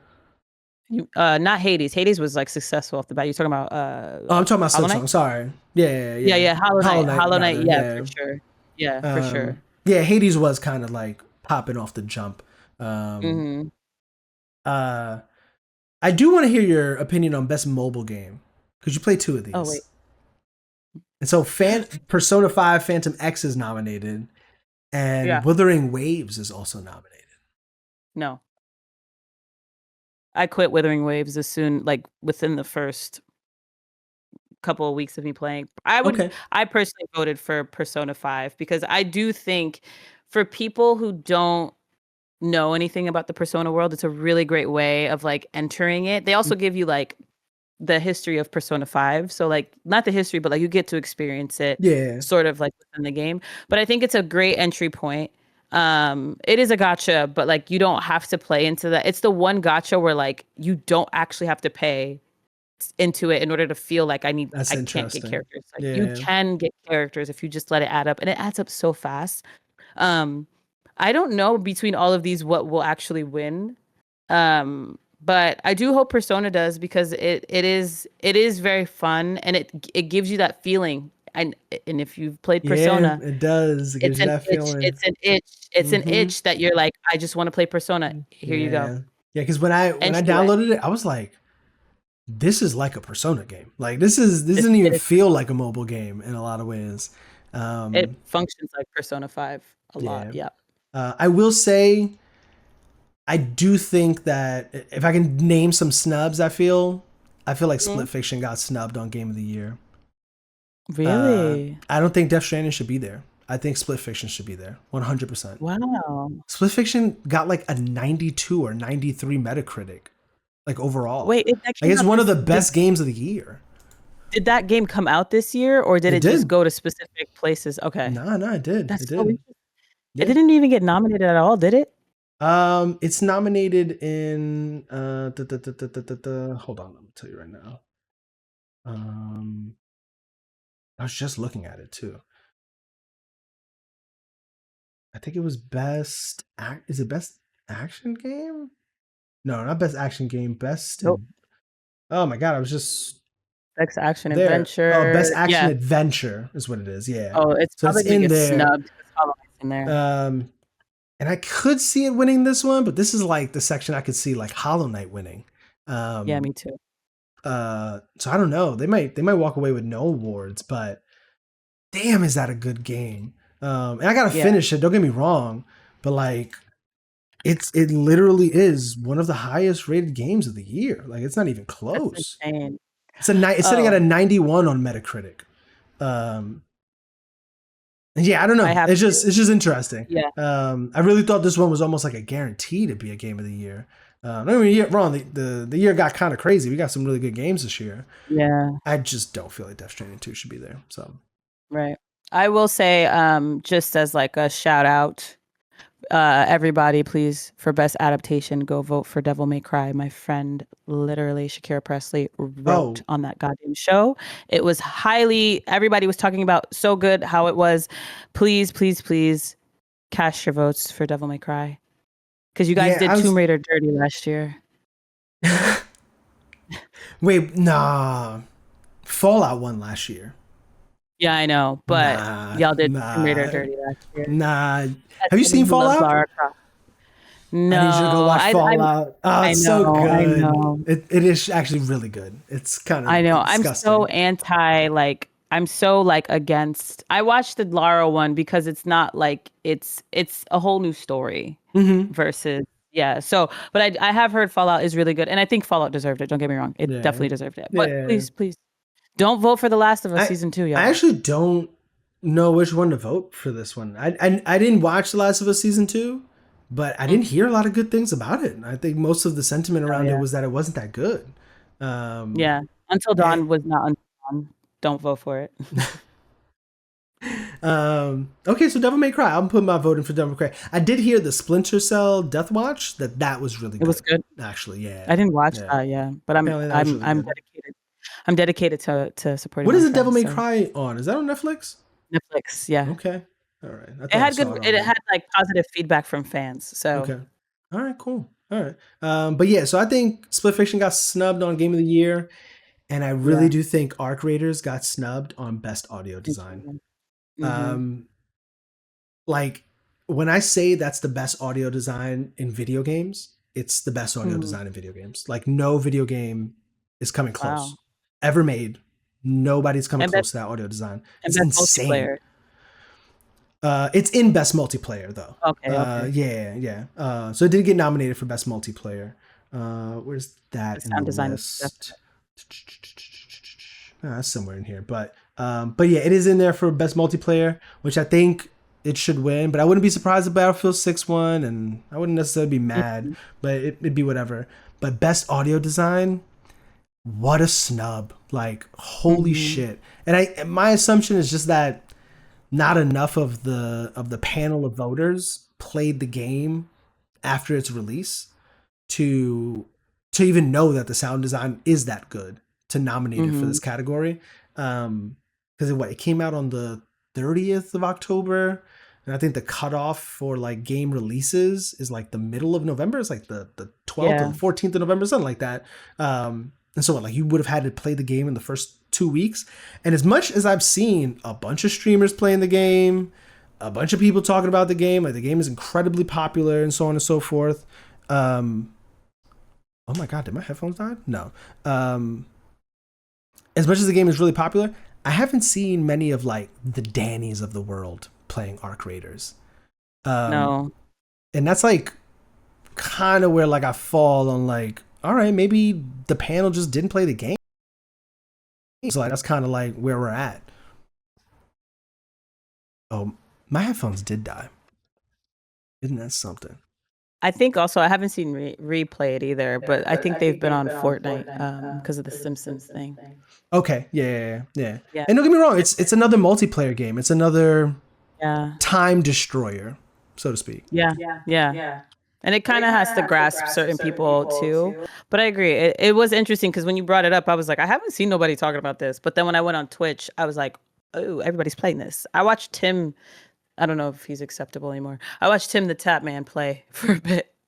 Sorry, I'm not really like in the guys. I watched Kai Cenat, and please vote for Kai Cenat. I think he deserves it. He's so fun. Problematic, yes, but fun. But I watched Tim the Tapman play one day, and I was like, oh, this is this game. And so I don't think it's for me personally, but I can see like the Tim the Tapmans of the world loving it for sure.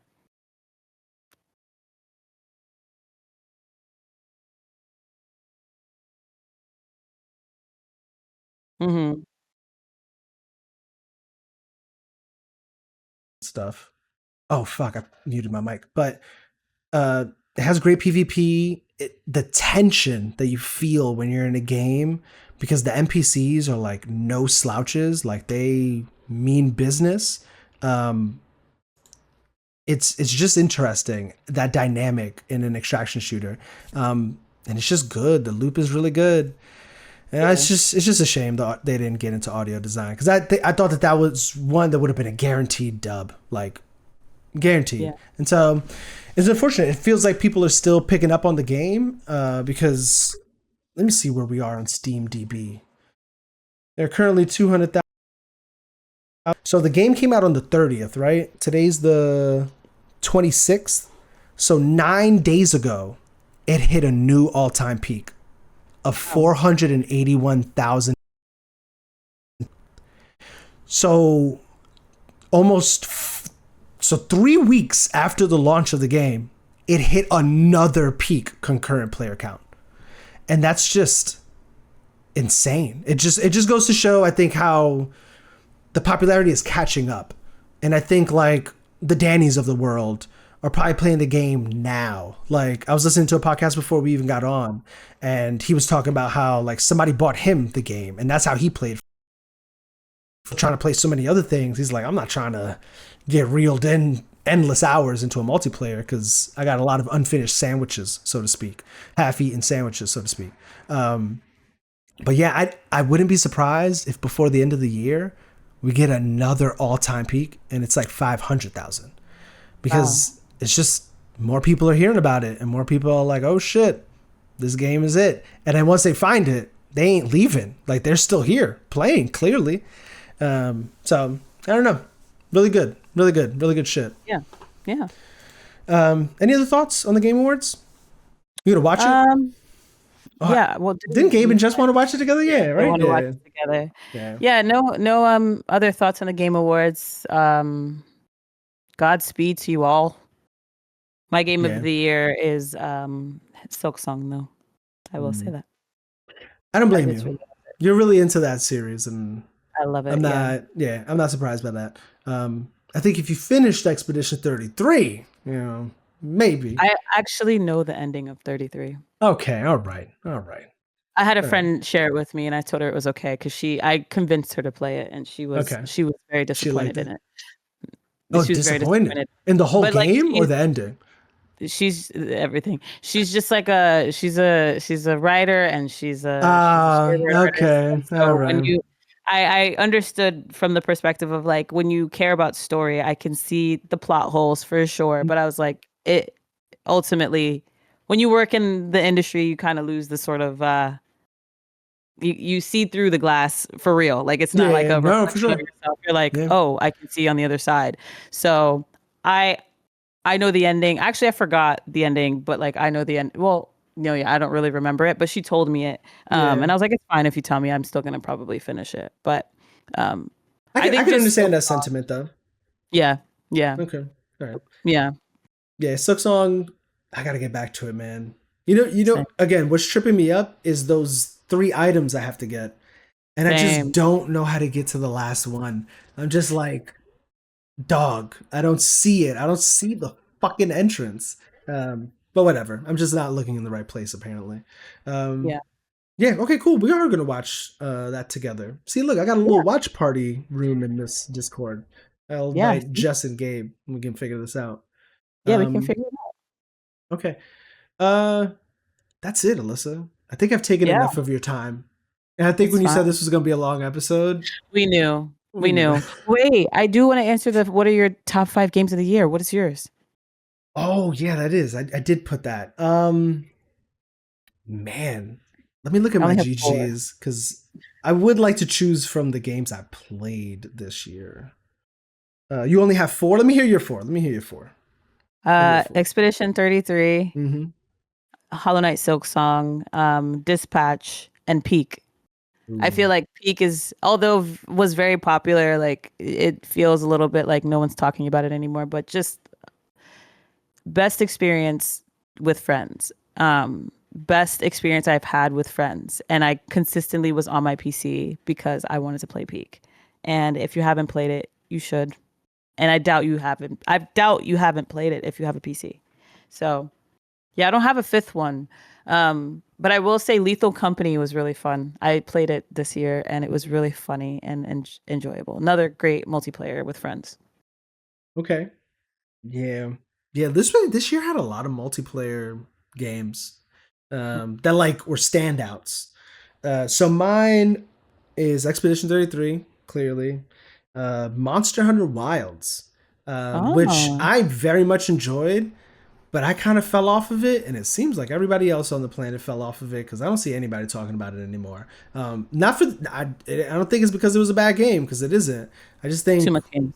too many games. Yeah, I think it's a lot. It's a really good year. It's a really good year. Mhm. So Expedition 33, Monster Hunter Wilds, um, Battlefield 6, Arc Raiders, and only games that came out this year, Donkey Kong Bonanza. Yeah, yo, Donkey Kong was a lot of fun. It really, really Yeah. was. Um, I seriously do. Like 3 hours in, I was like, I don't know what the goal is or what the fuck I'm smashing into the ground for, but this is so much fun, and I'm just Yeah. gonna keep smashing into the ground. Yeah, it was awesome. Honorable mention because it did carry into this year for me. Metaphor. Oh God, Metaphor was such a good game, man. It really, really was. It was. Um, Good God, really, really was. Recommend everybody play that if you're into JRPGs Please. because shit, Please. Atlas has learned so much about it's a the lot. gold standard. And It's the gold yeah, standard of JRPGs for me. yeah, Like yeah. 100%, 100%, They 100%. listen. Talk about listening to your buyers and your like the people who play your shit. Atlas listens. And also like this is a Persona 6. It's not like they took feedback for Persona 5 and then just made a Persona 6 better. Like nah, they took that feedback and made an entirely different game with entirely different themes and styles and all that and made a better game. Yeah. It's fucking insane actually. The archetype Even system yeah, is just it's insane. holy shit. It's so good. Yeah. Yeah, I can't wait to go back and replay that one. I'm not gonna lie. I might get it for the Switch too. I know. I actually, yeah, I do have it portably. I do. It's on Steam. I played it a lot on my computer because on my Steam Deck, it can get a little choppy when you're like in the city areas and stuff. There's a lot going on, and the frame rate Hmm. could drop a little bit. But outside of that, flawless on the Steam Deck. Yeah. Flawless. Yeah, if it wasn't for those hours I was putting in on my commute, I would not have beat the game. Not even. All right, cool. Those are top 5 games for the year. Yeah. Alyssa, thank you for being It's my been first wonderful. guest. I appreciate you. I'm honored. I feel like it's only right. I feel like it was only right that you were the first guest. I'm not gonna lie. Um, I'm so 2 weeks ago. I don't know if anybody picked up on this, but I posted on the story as the we talk about games, and I was like out of context spoiler for the next episode, and it's 2 people sitting in front of a save point. And so I found another one. I'm gonna post it right after we're done this and be like, yo, out of context spoiler for the next episode. And it's a save Lovely. point from Near Automata. And there's two people Ooh. standing in front of it, and I was like, "This is perfect." I Even don't know how more many on the people would nose. get the reference, but deep cut, deep cut. Yeah, even more on the nose would be Animal Crossing for sure. I don't know if they have a save point, but I No, think I that don't would think be they more. do. I think you could saved anywhere. Yeah. Yeah, but awesome. I appreciate you. You're Yeah. always welcome to come back. I would Always, love always to. happy to have you. And yeah, uh, for listeners, thank you for listening. I appreciate you. If you're still here 3 hours later, I really do appreciate you. We I knew this really was gonna do. happen. I'm gonna timestamp this video, so like, for those who like skipping, they'll skip. Yeah. They'll skip to what they want to hear. I'm here. But thank you for listening. If you're listening on YouTube, subscribe, like the video, comment. Let me know what you think. Let me know what you think about any of these topics. If you're on a podcast service like Spotify or Apple Music or Apple Podcasts or something, rate that bad boy 5 stars. Yeah. Leave a review, even if it's just a couple words. I appreciate you. It Yeah. helps. It literally helps. You hear people say that, and I hope you don't think that they're lying. That shit really does help.